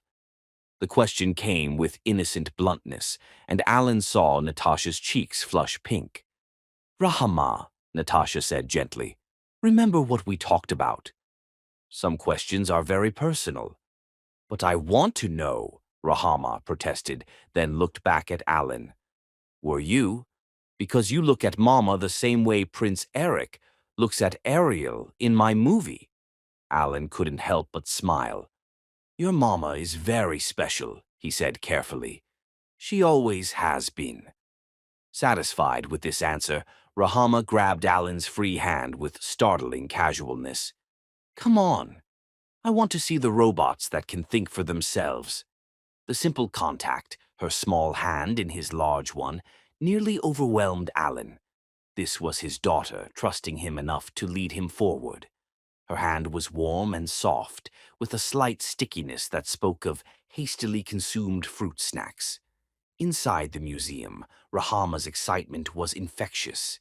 She dragged Alan from exhibit to exhibit, explaining the mechanics with an understanding that impressed him. Natasha followed a few steps behind, watchful but allowing them to bond. "Look at this one," Rahama said, pointing to a robotic arm that could paint pictures. "It's making art all by itself." Mama explained that it uses special math to decide what colors to use. Isn't that cool? "It's incredible," Alan agreed, genuinely amazed by his daughter's enthusiasm. "How do you know so much about how robots work?" "Mama teaches me. She says understanding how things work inside helps you fix them when they break. Like hearts. Hearts are like machines that pump blood everywhere in your body. Alan looked at Natasha over Rahama's head, seeing the pride and love shining in her eyes as she watched their daughter share her knowledge. "Your mama is an excellent teacher." "The best teacher ever," Rahama agreed. "She explains things so I can understand them, and she never makes me feel dumb for asking questions." They spent the next hour moving through the exhibits, and Alan found himself marveling at the way Rahama's mind worked. She asked thoughtful questions, made connections between concepts, and approached each display with fearless curiosity. "I brought you something," Alan said when they reached a quieter section of the museum. He held out the robot kit, his heart hammering as he waited for her reaction. Rahama's eyes went wide as she examined the box. "This is the Junior Builder Bot. I've been wanting this forever, but Mama said it was too expensive for right now." She looked up at him with shining eyes. "This is for me? Really? Really?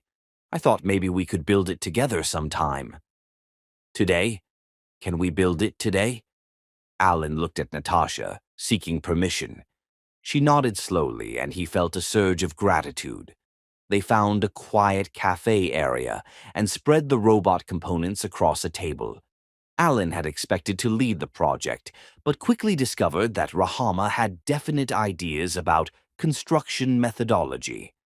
"No, no, that piece goes there," she corrected him patiently, her small fingers deftly handling the larger components. "See how the picture shows the connection. If you put it backwards, the arms won't move right." "You're absolutely right," Alan said, marveling at her technical vocabulary. "I stand corrected. Mama says everyone makes mistakes, even grown-ups. The important thing is being willing to learn from them." Rahama glanced up at him with those green eyes that mirrored his own. "Do you like learning new things?" "I do, especially when I have such a good teacher." They worked side by side for the next 2 hours, and Alan found himself falling completely in love with his daughter's personality. She was patient when he struggled, encouraging when he got frustrated, and brilliant in her problem-solving approach. When they encountered a programming challenge, she suggested asking Natasha for help. "Mama knows about electrical systems because of hearts," Rahama explained. "Maybe she can help us figure out why our robot's arm keeps jerking." Natasha joined them at the table, and suddenly Alan was acutely aware of her proximity as she leaned over the robot. When she accidentally brushed against his shoulder while reaching for a component, he felt electricity shoot through his entire body. "I think the issue is in the calibration," she said, her professional focus kicking in. "See how this sensor is reading incorrectly? You need to reset the baseline measurements." Working together, the three of them debugged the programming, and when the little robot finally performed its first successful movements, Rahama cheered with delight. "We did it! We actually did it!" She hugged the robot, then impulsively hugged Alan. "Thank you for helping me build him. This is the best day ever." Alan's arms closed around his daughter, and for a moment, the world disappeared. When Rahama pulled back, he had to blink away tears. "What should we name him?" Alan asked, his voice slightly rough. Rahama considered seriously. "How about Bridge? Because he's like a bridge between old technology and new technology, and also because—" She paused, looking between Alan and Natasha with sudden shyness. "Because he helped us all work together today." Alan met Natasha's eyes across the table and saw his own emotion reflected there. Their daughter had unknowingly named their creation after exactly what they were all trying to build. "Bridge is perfect," Natasha said softly. As they prepared to leave the museum, Rahama chattered excitedly about modifications she wanted to make to Bridge. "Can Alan come over for dinner tomorrow?" Rahama asked suddenly as they stood outside. "I want to show him my room and my other projects, and Mama makes the best Sunday pancakes in the whole world." Alan's heart stopped. He looked at Natasha, trying not to appear too hopeful. "I think that could be arranged," Natasha said carefully, "if Alan doesn't have other plans." No other plans, Alan said quickly. No plans at all. Yay, Rahama bounced on her toes. Can you come early? Like 10 o'clock. That's when we usually start cooking. I'll be there at 10, Alan promised. As they prepared to part ways, Rahama hugged Alan goodbye with the easy affection of a child who had decided he was worth trusting. Thank you for today, she said into his chest. I had so much fun building bridge with you and Mama. When Rahama skipped ahead, Natasha stepped closer to Alan. For a moment, they stood in the golden afternoon light, the ghosts of their past mingling with the tentative hope of their future. She likes you, Natasha said quietly. I love her, Alan replied without hesitation. She's extraordinary, Natasha. You've raised an incredible human being. She's the best of both of us, Natasha said, and something in her tone made Alan's heart skip. I see you in her curiosity, her determination to understand how things work. And I see you in her kindness, her wisdom, her ability to make everyone around her feel special and valued. Alan paused, gathering courage. I see you in the way she loves completely. They looked at each other for a long moment, years of history and hurt and hope passing between them in silence. Tomorrow, Natasha said finally, she's going to ask more questions.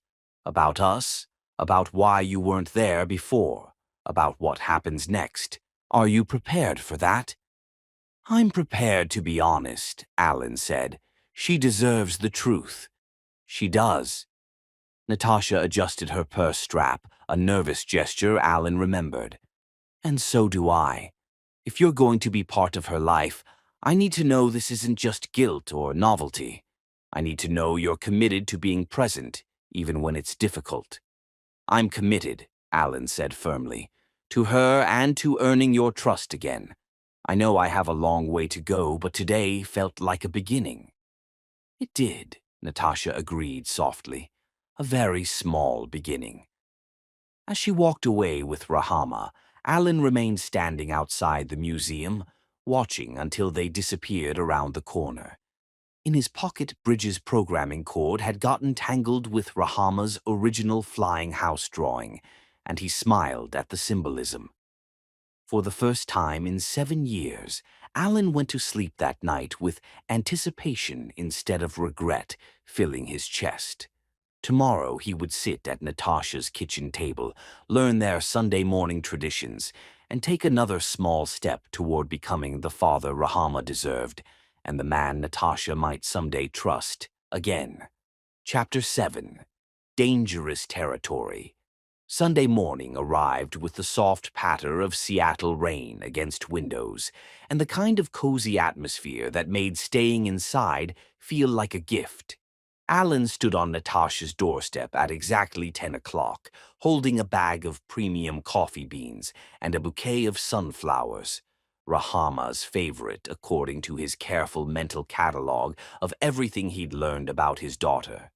When the door opened, he was greeted by the sight of Natasha in pajama pants and an oversized sweater, her hair pulled back in a messy bun, and no makeup. She was breathtakingly beautiful in her casual authenticity, more radiant than any of the polished socialites who had graced his arm at corporate events.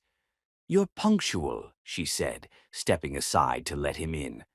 Rahama's been up since 7, organizing her projects to show you. Alan stepped into their home for the first time and immediately felt the warmth that money couldn't buy. The small apartment was filled with evidence of their life together.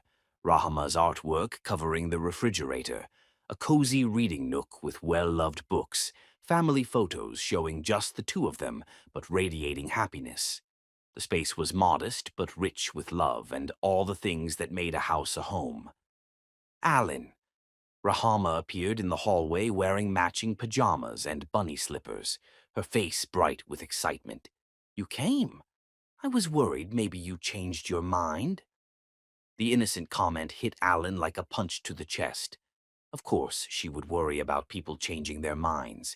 She'd spent 6 years with a father who had never shown up. I would never change my mind about spending time with you, Alan said, kneeling down to her level. When I make a promise to someone I care about, I keep it. Rahama beamed and grabbed his hand. Come see my room first, then we can cook. Her bedroom was a perfect reflection of her personality. Constellation charts on one wall, blueprints she'd drawn for inventions on another, and a corner dedicated to half-built projects.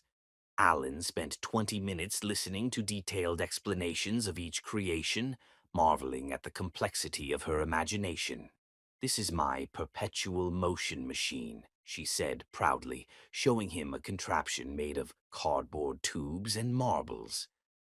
It doesn't actually work perpetually because of friction, but it's still pretty cool. Did you learn about friction in school? Alan asked, amazed. Mama taught me. She says understanding energy helps explain how blood moves through the body. Rahama shrugged as if this were perfectly normal. Want to see my volcano? By the time they made it to the kitchen, Alan was completely smitten with his daughter's brilliant mind and infectious enthusiasm. Natasha was already there, having laid out ingredients for their famous pancakes, and Alan noticed she'd changed into jeans and a soft blue sweater. Okay, student, Rahama announced seriously, pulling up a step stool to the counter. First lesson in Davis family pancakes. We make everything from scratch, because store-bought mix is for amateurs. Noted, Alan said solemnly, accepting the apron Natasha handed him with barely concealed amusement. What followed was the most chaotic and wonderful cooking experience of Alan's life. Rahama was a demanding teacher, critiquing his measuring technique and insisting he remix the batter when it wasn't fluffy enough.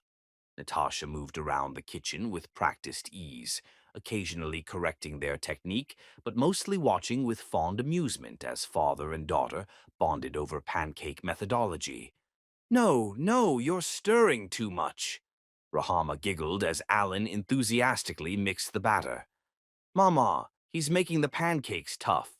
Alan, Natasha said with mock seriousness, didn't you pay attention during the stirring lecture?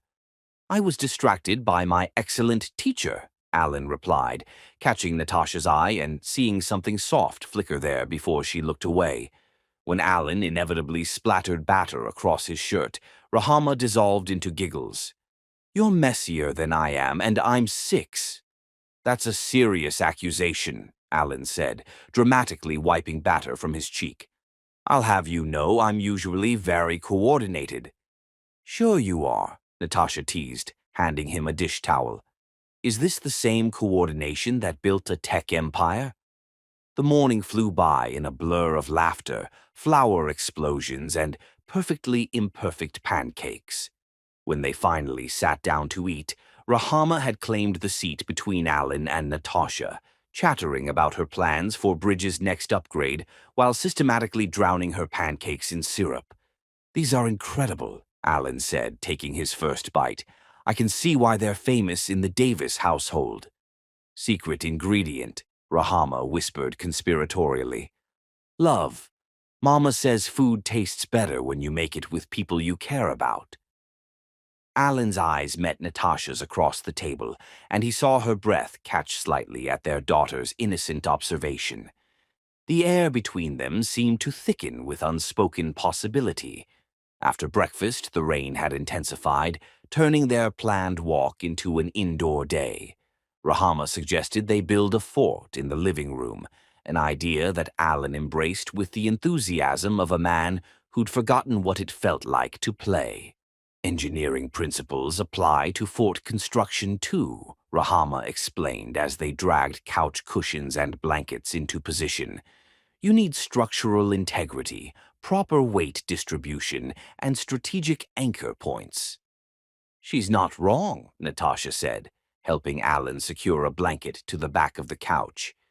She redesigned our Christmas tree setup last year using load-bearing calculations. Working together, they constructed an elaborate fort that took up half the living room, complete with multiple chambers and a skylight made from a strategic gap between cushions. When they crawled inside to test their creation, Alan found himself in close proximity to both Natasha and Rahama, their bodies warm against his in the cozy enclosed space. "This is perfect," Rahama declared, settling between them with a book about space exploration. "Will you read to me?" "Mama does different voices for all the characters." Alan took the book, hyper-aware of Natasha beside him in the dim, intimate space of their fort. As he began reading about distant galaxies and brave astronauts, Rahama curled against his side with the trust of a child who had decided he belonged there. Natasha leaned back against the cushions, her shoulder brushing his, and Alan felt the rightness of this moment settle into his bones. Somewhere between chapters 3 and 4, Rahama fell asleep, her head heavy against Alan's chest, her breathing deep and even. Alan continued reading softly, not wanting to disturb her, but gradually becoming aware that Natasha had shifted closer, drawn by the intimate cocoon of their blanket fort. "She hasn't fallen asleep like that with anyone else," Natasha whispered when Alan finished the chapter. "She's usually too excited around new people to relax." "She doesn't see me as new people," Alan realized, looking down at his sleeping daughter. "Somehow she knows."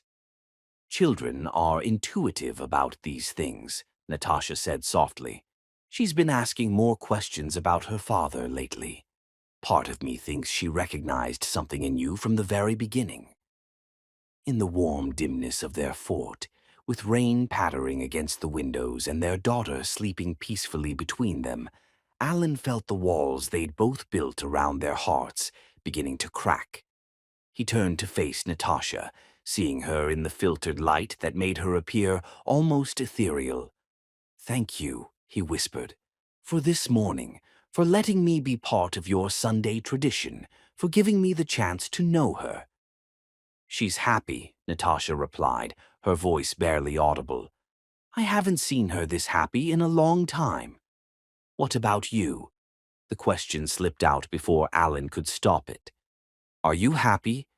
Natasha was quiet for so long that Alan thought she might not answer. When she finally spoke, her words were carefully measured. "I'm terrified," she admitted. "Terrified that I'm starting to remember what it felt like to have you in my life. Terrified that she's getting attached to you. Terrified that you'll leave again, and I'll have to pick up the pieces of both our hearts."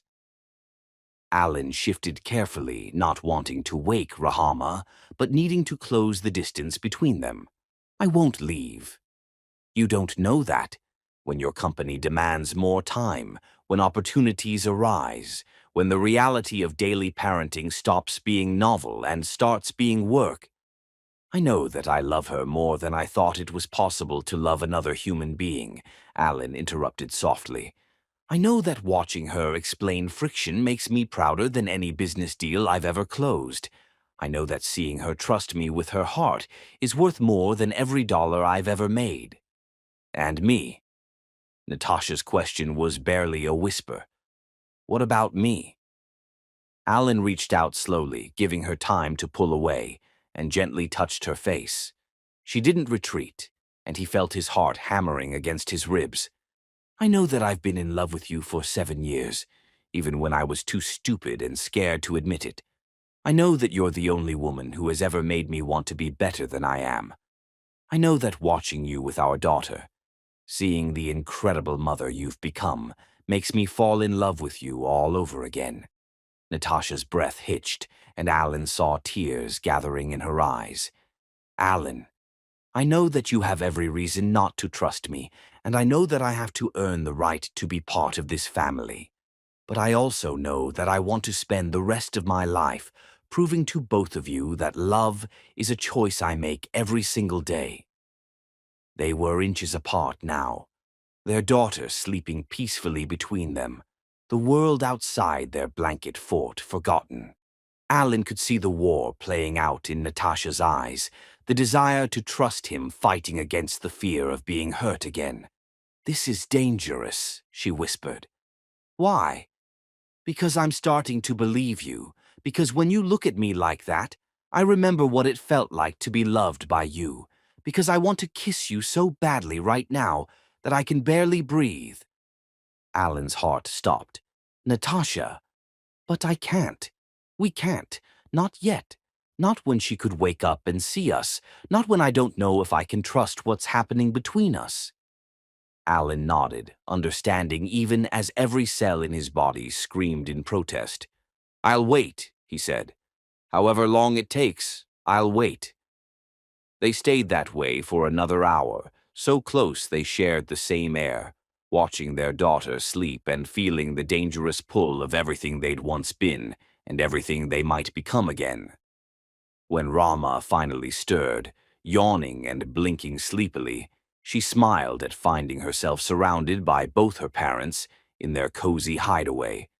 Best fort ever, she mumbled, snuggling closer to Alan. Can we keep it up forever? Alan met Natasha's eyes over their daughter's head, seeing his own longing reflected there. For as long as you want, he promised, and hoped desperately that forever might actually be possible. As the afternoon wound down and Alan reluctantly prepared to leave, Rahama extracted promises for more visits, more cooking lessons, more robot building sessions.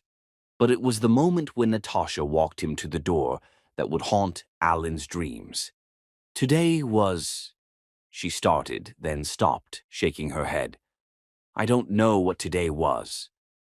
It was a beginning, Alan said softly. At least, I hope it was. It was dangerous, she repeated, but there was less conviction in her voice this time. The best things usually are.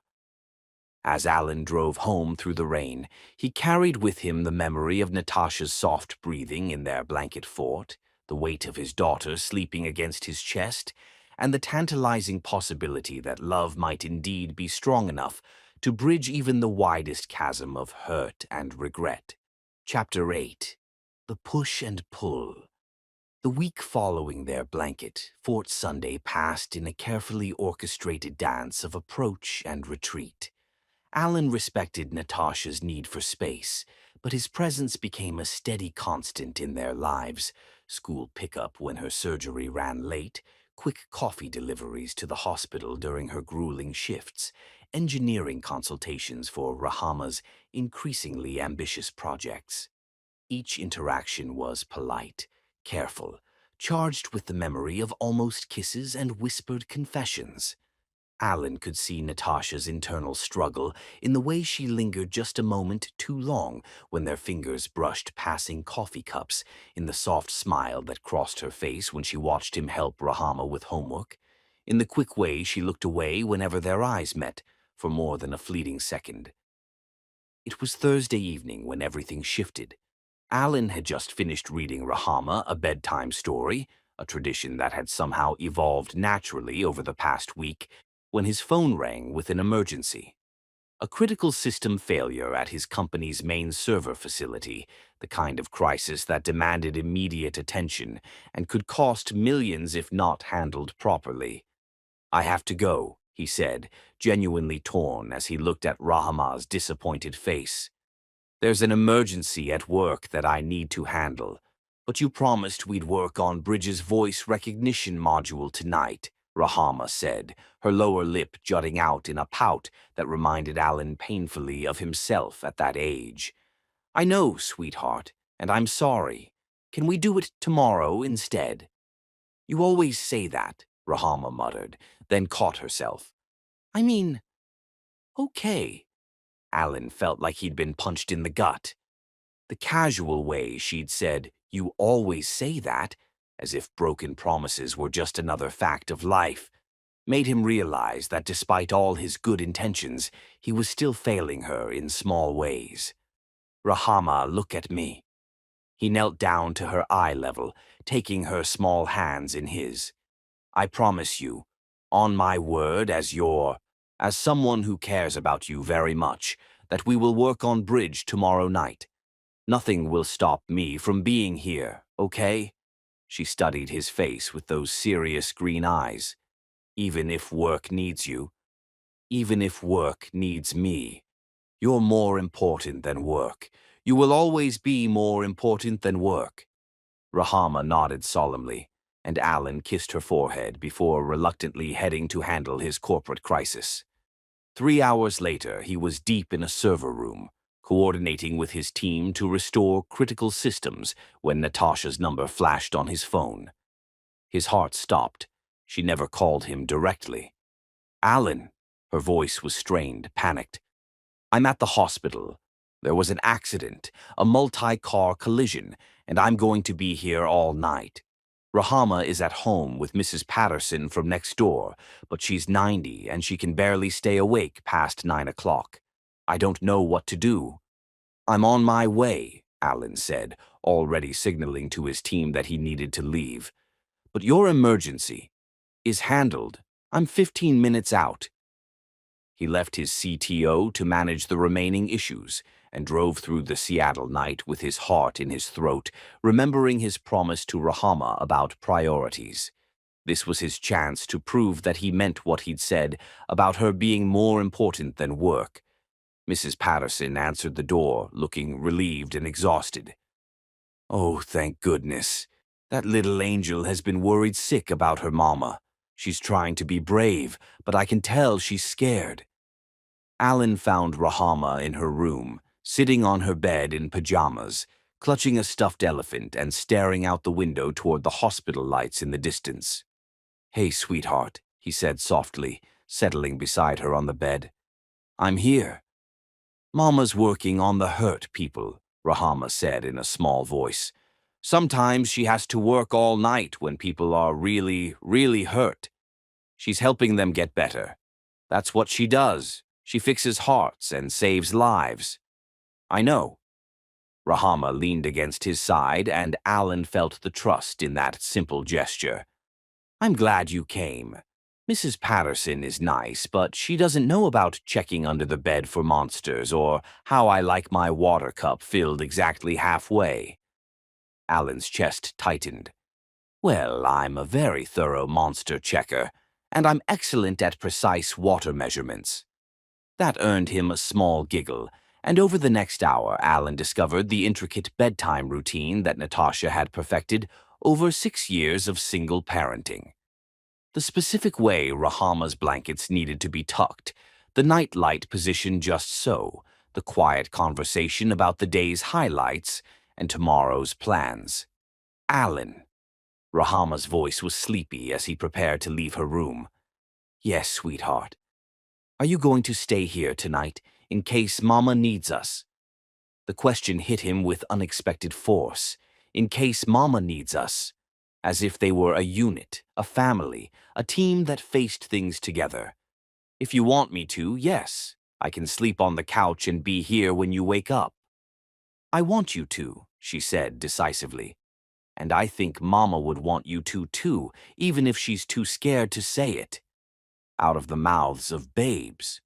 Alan made himself at home in Natasha's living space, surrounded by the evidence of their life together. He found himself studying family photos on the mantel. Rahama as a baby, first steps, birthday parties, school plays, beach trips. 7 years of memories he'd missed, 7 years of Natasha being everything to their daughter. His phone buzzed with updates from his office throughout the night, but Alan ignored them all. For the first time in his adult life, work could wait. His family needed him here. He dozed fitfully on the couch, waking at every small sound in case Rahama needed him. At 6 a.m., he was making coffee when he heard the front door open quietly. Natasha appeared in the kitchen doorway, still in her scrubs, exhaustion written in every line of her body. Her hair was pulled back messily, she had shadows under her eyes, and she looked absolutely beautiful in the soft morning light. You stayed, she said quietly, surprised. Rahama asked me to. She was worried about you. And you just left your emergency, your server crisis. Alan studied her face, seeing the disbelief there, the careful walls she kept constructed around her heart. My team handled it. They're perfectly capable without me micromanaging every detail. But it was important. Not as important as being here when you both needed me. He poured her a cup of coffee, remembering exactly how she liked it. How are the patients? Natasha accepted the coffee with hands that trembled slightly from exhaustion and emotion. They'll be okay. 3 surgeries, but everyone's stable now. She took a sip and closed her eyes gratefully. I kept thinking about her here, worried about me and feeling terrible that I couldn't be in both places at once. You don't have to be in both places at once anymore, Alan said gently. Not if you don't want to be. She looked at him then, really looked at him, and Alan saw the moment her carefully maintained composure began to crack. I've been doing this alone for so long, she whispered. Being everything to her, handling every crisis, making every decision. Sometimes I forget that it doesn't have to be that way. It doesn't have to be that way. But what if I let you in and you leave again? What if she gets used to having you here, and then you decide it's too much, too complicated, too... Natasha. Alan set down his coffee and stepped closer, close enough to see the gold flecks in her brown eyes, close enough to smell her perfume beneath the hospital antiseptic. Look at me. She raised her eyes to his, and he saw everything there, fear and hope and love and desperate, bone-deep exhaustion. I left my company's biggest crisis of the year to be here with our daughter, because you needed me to. I slept on your couch and checked for monsters under the bed, and learned how to fold fitted sheets your way because that's what family does. I'm not going anywhere. Tears started sliding down her cheeks, and Alan gently wiped them away with his thumbs. I'm so tired, she whispered.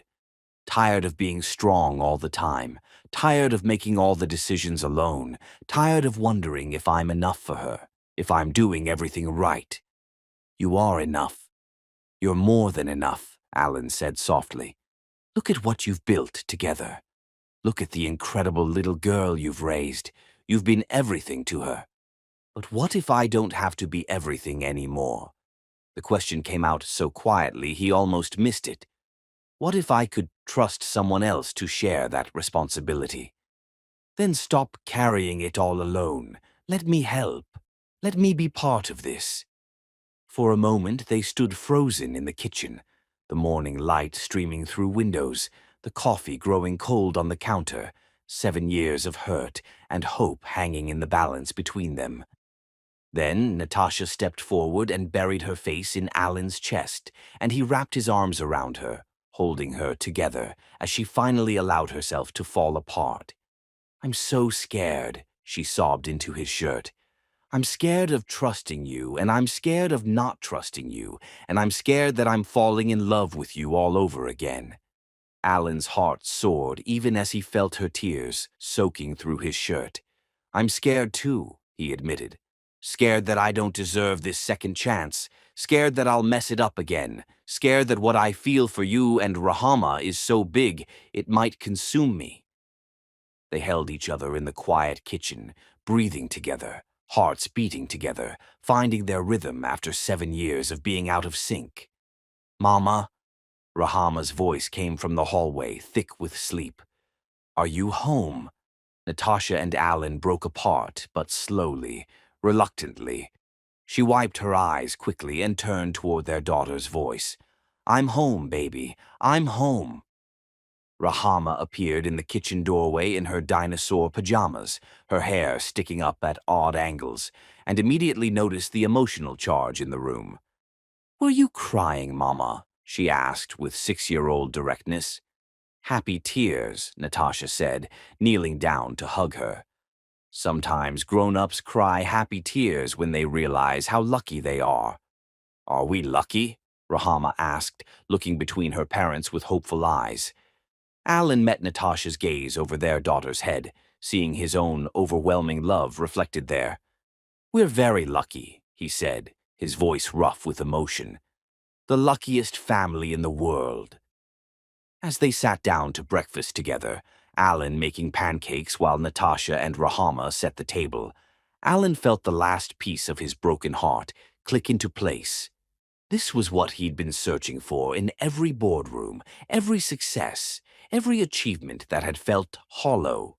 He'd been searching for home, and home was wherever Natasha and Rahama were, whether it was a modest apartment or a blanket fort, or the middle of a crisis at 6 in the morning. For the first time in 7 years, Alan knew exactly where he belonged. Chapter 9. The Almost. 2 weeks later, Natasha found herself standing in front of her bedroom mirror, second-guessing everything about the black dress she'd chosen for dinner at Alan's penthouse. Rahama was spending the night at her best friend Zara's house, the first sleepover Natasha had agreed to in months, and only because Alan had suggested they needed time to talk. Really talk. About where they were heading, about what was happening between them, about the future they might build together. The dress was elegant but not too formal, sophisticated but not trying too hard. At least that's what she'd thought when she'd bought it 3 years ago for a medical conference. Now, looking at her reflection, she wondered if it sent the wrong message or the right message, or if she was overthinking everything because her heart was hammering against her ribs like a trapped bird. "You can do this," she whispered to her reflection. "It's just dinner. Just conversation. Just Alan. Just Alan." As if there had ever been anything simple about Alan Hubler. The drive to his penthouse gave her time to think, to remember how they'd gotten to this moment. The past month had been a careful choreography of family dinners, school pickups, lazy Sunday mornings, and late-night conversations after Rahama had gone to bed. Alan had proven himself in small ways and large ones, never missing a promise to their daughter, showing up when they needed him, putting their family first in ways that still took Natasha's breath away. But tonight felt different. Tonight, Rahama wasn't there as a buffer, as a safe focus for their attention. Tonight, they would have to confront what was growing between them without the comfortable distraction of parenting duties. Alan's building was everything she'd expected, sleek, modern, intimidatingly expensive. The elevator ride to the 42nd floor felt like ascending to another world, one where men in $1,000 suits made million-dollar decisions and where girls from modest backgrounds had no business belonging. When the elevator opened directly into his penthouse, Natasha's breath caught. Floor-to-ceiling windows offered a panoramic view of Seattle's skyline, the city lights twinkling like earthbound stars. The space was beautifully appointed but somehow sterile, like a magazine spread rather than a home. "You came," Alan said, appearing from what she assumed was the kitchen. He'd changed from his usual business attire into dark jeans and a soft gray sweater that hugged his broad shoulders, and Natasha felt her mouth go dry at the sight of him. "I said I would," she replied, handing him the bottle of wine she'd brought. "Your home is impressive." Alan looked around as if seeing the space through her eyes. "It's not home," he said quietly. "Home is your kitchen table on Sunday mornings. Home is wherever you and Rahama are." The simple honesty of his words made her chest tight with emotion. "Alan, come here," he said, taking her hand and leading her to the windows. "Look at this view. Do you know what I see when I look out there?" Natasha studied the glittering cityscape spread below them. "Success? Achievement? Your empire?" "Emptiness," Alan said softly. 7 years of building something that looks impressive from the outside, but means nothing without the right people to share it with. He turned to face her, his green eyes intense in the dim lighting. "I bought this place thinking it would prove I'd made it, that I'd become someone worthy of love. Instead, it just became a very expensive reminder of everything I'd lost." Before Natasha could respond, Alan led her to the kitchen where he'd prepared dinner himself. Not catered, not ordered from an expensive restaurant, but actually cooked. The intimacy of it, seeing this powerful man who commanded boardrooms, carefully plating pasta and checking the oven, made her heart flutter. "You cooked," she said, surprised. "I've had a lot of lonely evenings to learn," Alan replied with a self-deprecating smile. "Plus, I wanted tonight to be personal, real, not some corporate performance.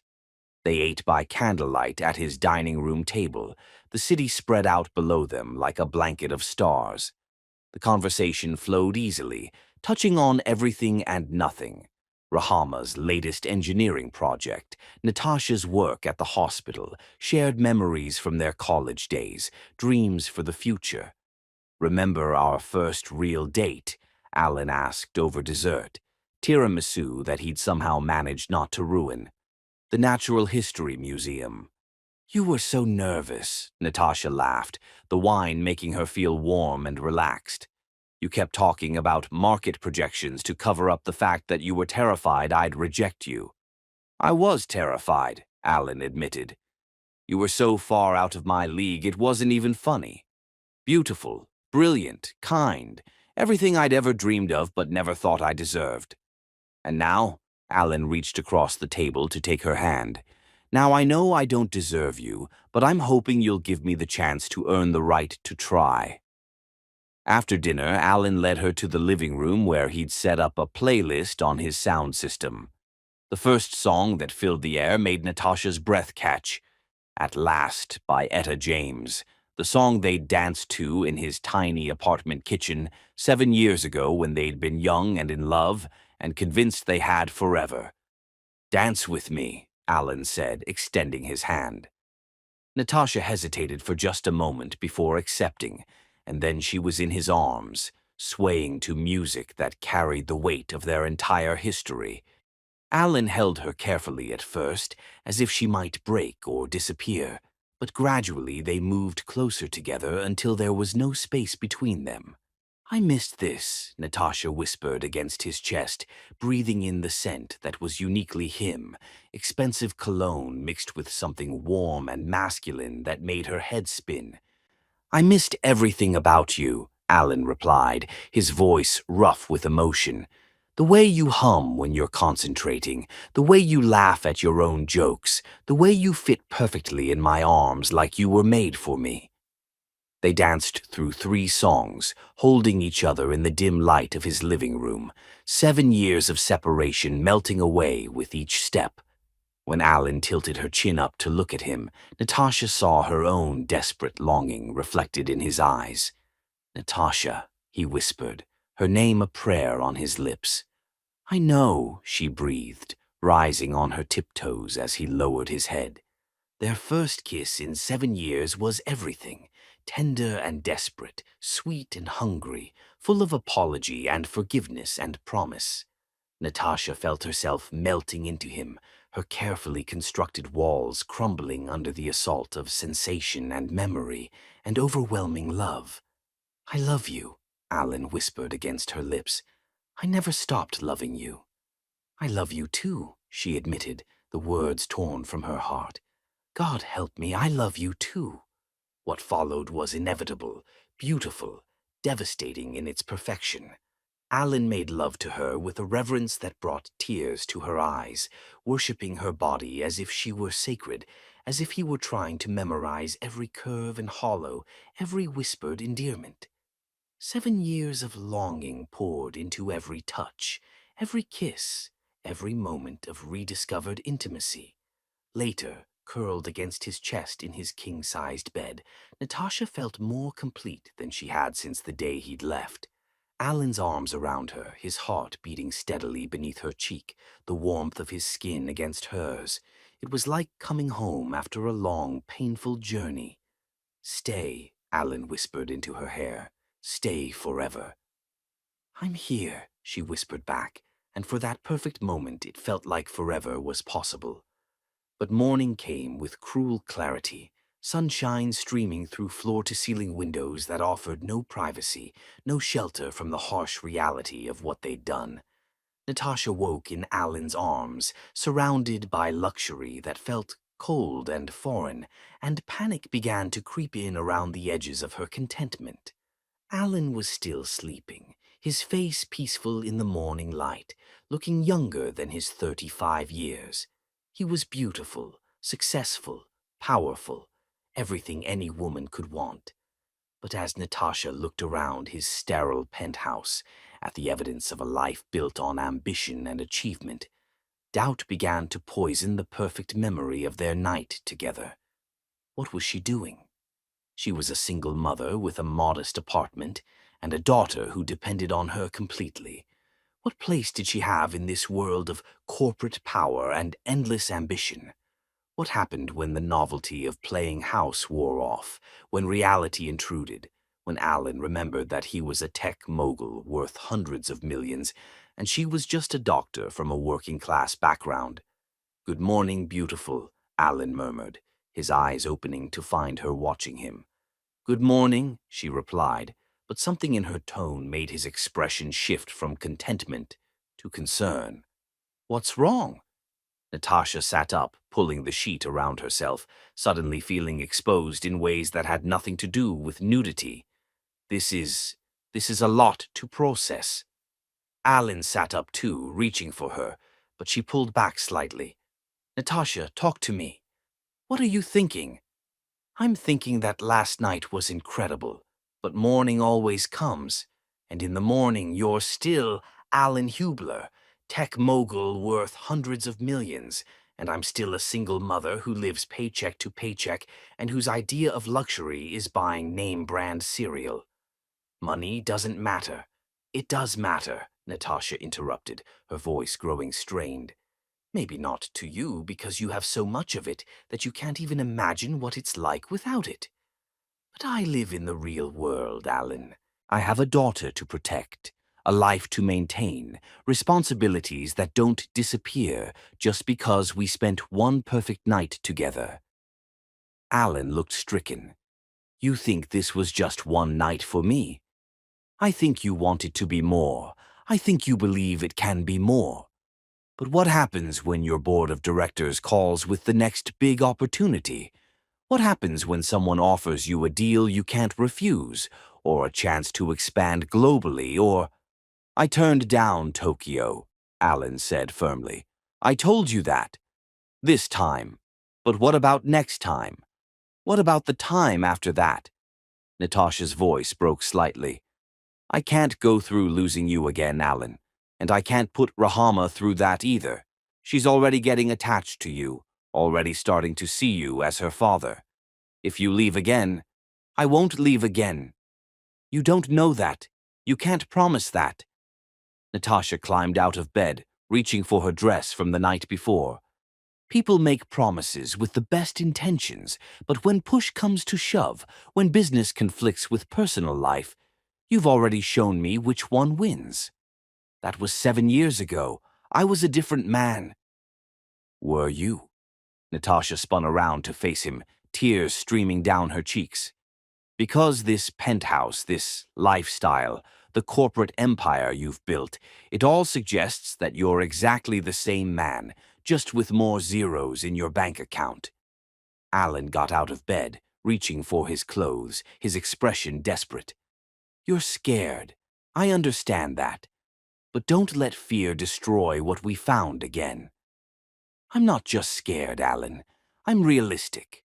I'm a mother who has to think about what's best for her child, not just what feels good in the moment."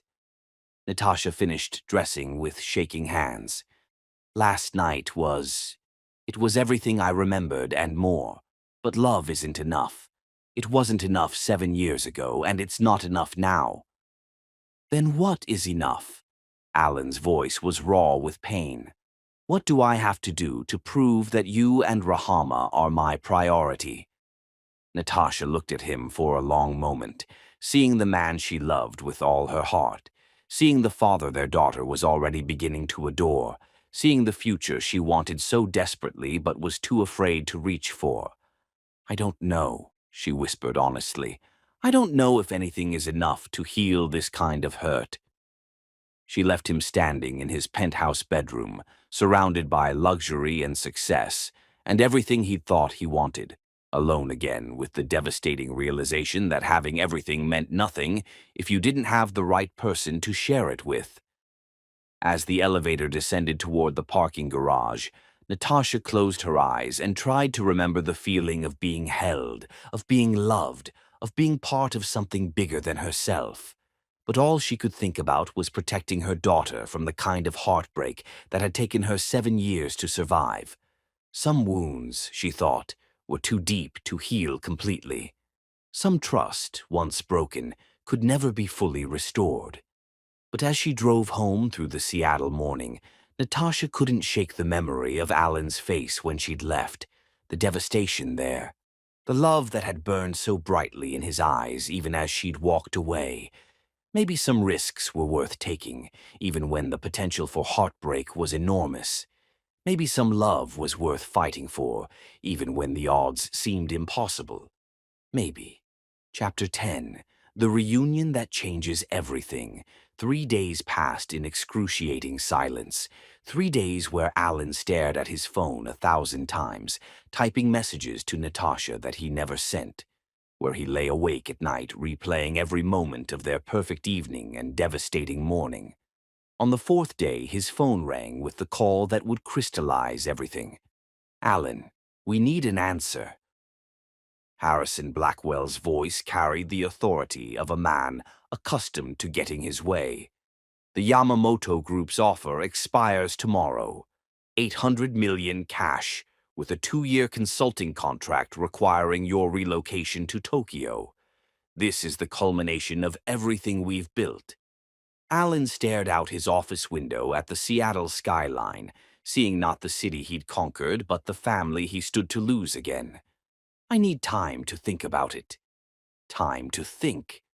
Harrison's voice sharpened with disbelief. "Alan, this is an $800 million offer. What's to think about?" "Everything," Alan thought. "The only things that truly matter." "Give me until 5 o'clock, he said. "That's cutting it close," Harrison warned. "Don't let personal complications cloud your business judgment, Alan. This is about your legacy." After hanging up, Alan sat in his corner office and felt nothing but emptiness. $800 million. More money than he could spend in 10 lifetimes. The validation of every sacrifice he'd made, every relationship he'd damaged, every night he'd chosen work over life. And all he could think about was Rahama's laugh, Natasha's tears, and the way home felt like their kitchen table on Sunday mornings. His assistant buzzed through the intercom. "Mr. Hubler, there's a call for you from Roosevelt Elementary. They said it's about Rahama Davis and that you're listed as an emergency contact." Alan's heart stopped. "Put them through." "Mr. Hubler, this is Ms. Rodriguez, Rahama's teacher. There's nothing wrong," she said quickly, "but Rahama asked me to call you. She said she needed to talk to you about something very important before tomorrow's science fair, and she was quite insistent that it couldn't wait. Is Natasha, Dr. Davis, available? She's in emergency surgery and unreachable.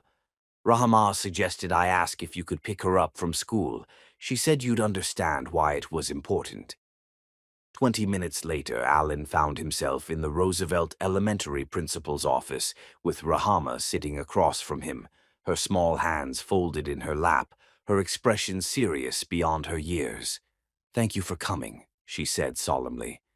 "I know grown-ups are very busy, but I needed to talk to you about something important."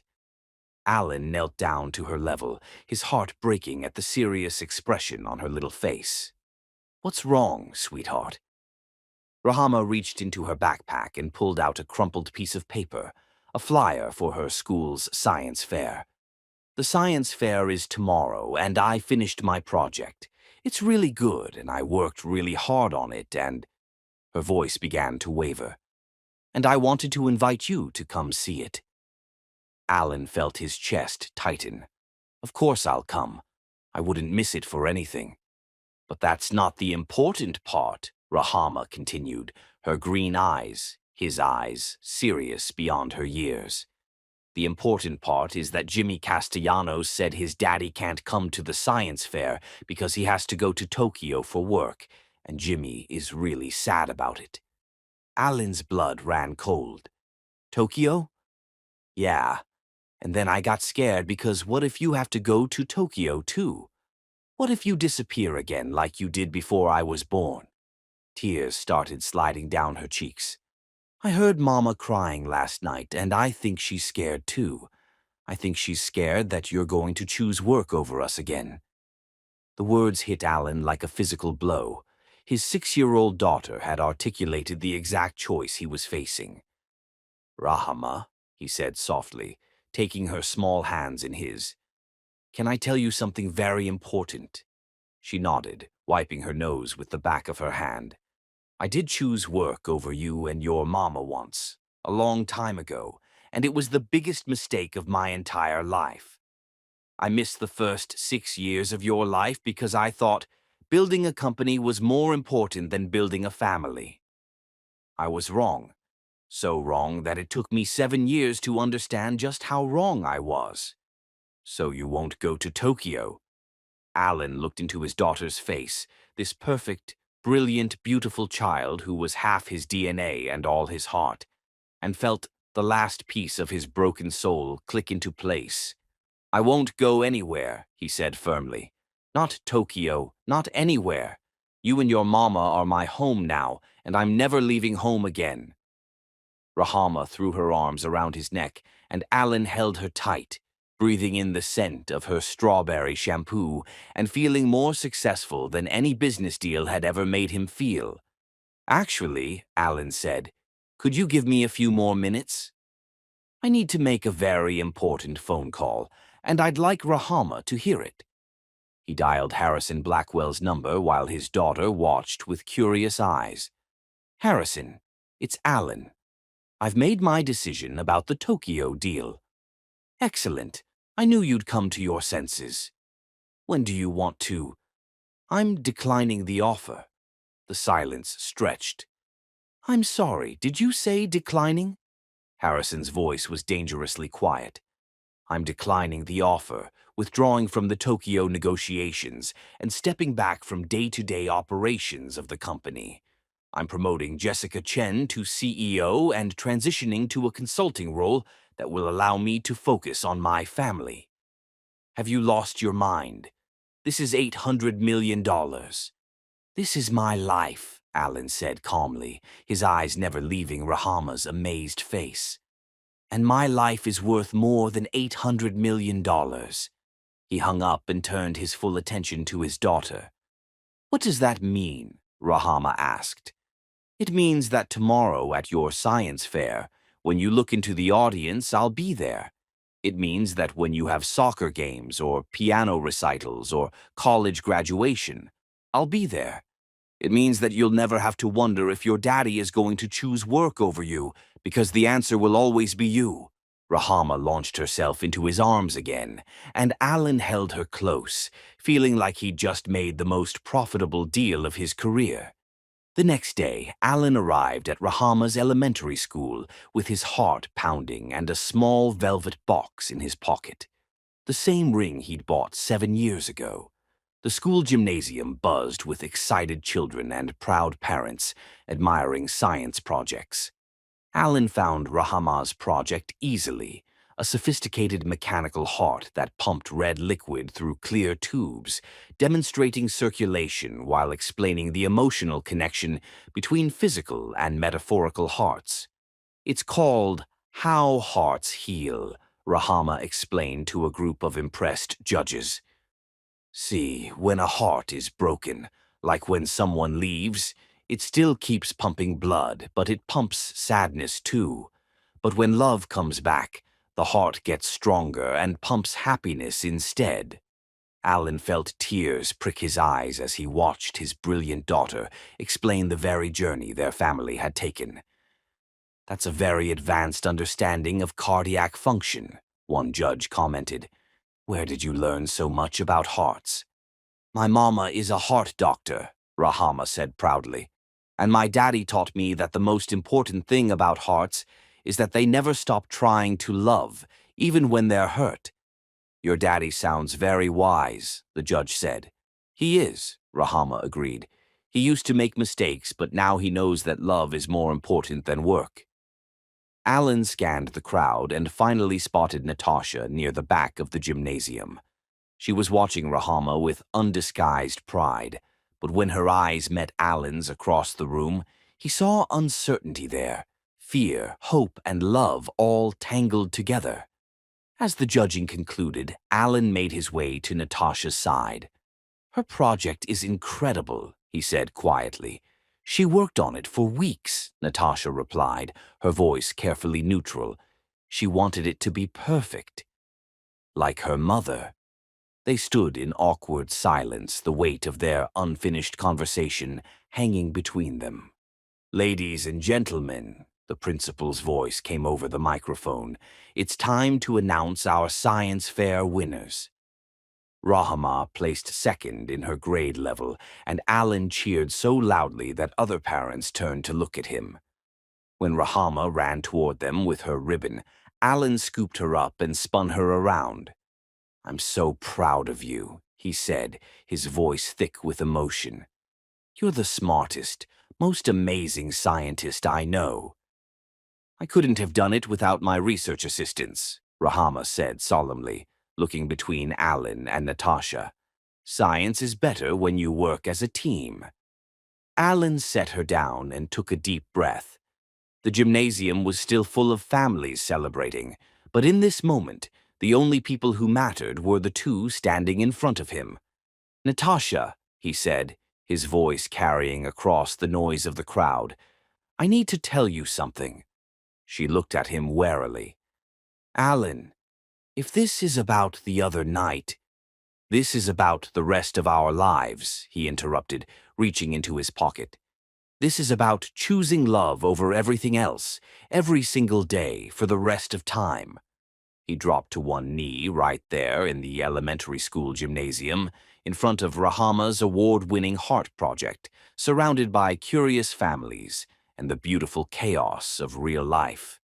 "Natasha Davis," he said, his voice breaking with emotion. "7 years ago, I was too scared and too stupid to choose you. I chose ambition over love, success over family, fear over faith. Yesterday, I was offered $800 million to repeat that mistake." Natasha's hands flew to her mouth, her eyes wide with shock. "I turned it down," Alan continued, pulling out the ring that had waited 7 years for this moment. "I turned it down because I realized that I already have everything I could ever want. I have a daughter who sees the world with wonder and builds robots that can detect when someone needs ice cream. I have a woman who saves lives every day and somehow found enough love in her heart to give me a second chance I don't deserve." Tears were streaming down Natasha's face now, and around them the noise of the gymnasium had quieted as people began to realize what was happening. "I love you, Natasha. I love you and Rahama more than life itself, more than success, more than anything this world could offer me. Will you marry me? Will you let me spend the rest of my life proving that love is the only choice that matters?" The silence in the gymnasium was deafening. Alan's heart hammered against his ribs as he waited for Natasha's answer. "Yes," she whispered, then louder. "Yes, yes, yes."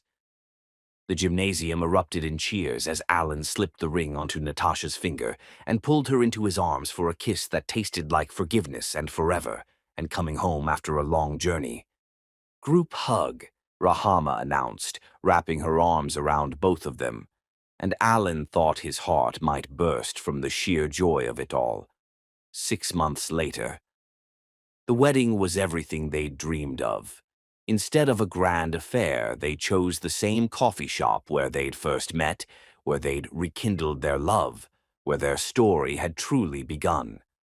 Rahama served as both maid of honor and ring bearer, wearing a yellow dress that perfectly matched her sunny personality and carrying rings tied to Bridge the robot, whom she'd insisted should be part of the ceremony.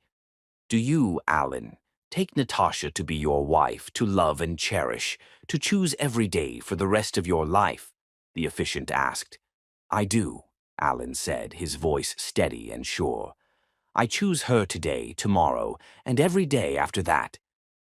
"Do you, Natasha, take Alan to be your husband, to trust and forgive, to build a future together?" Natasha looked at the man who'd broken her heart and spent months earning it back, who'd chosen love over fortune, who'd proven that some people could change. "I do," she said, her voice full of joy. "I choose love. I choose us. I choose our family." When they kissed as husband and wife, with their daughter cheering and their friends applauding and the coffee shop around them full of love and laughter, Alan knew he'd finally found what he'd been searching for all along. Success wasn't measured in dollars or market share or corporate acquisitions. Success was measured in the trust of a 6-year-old girl who called him daddy. Success was measured in the love of a woman who'd given him a second chance at everything that mattered. And as they danced their first dance as a married couple to At Last, while Rahama giggled and worked on robot sketches at a nearby table, Alan realized that he'd finally learned the most important lesson of his life. Love was the only investment that always paid dividends. Love was the only empire worth building. Love was the only success that truly mattered. And he was, at last, truly rich.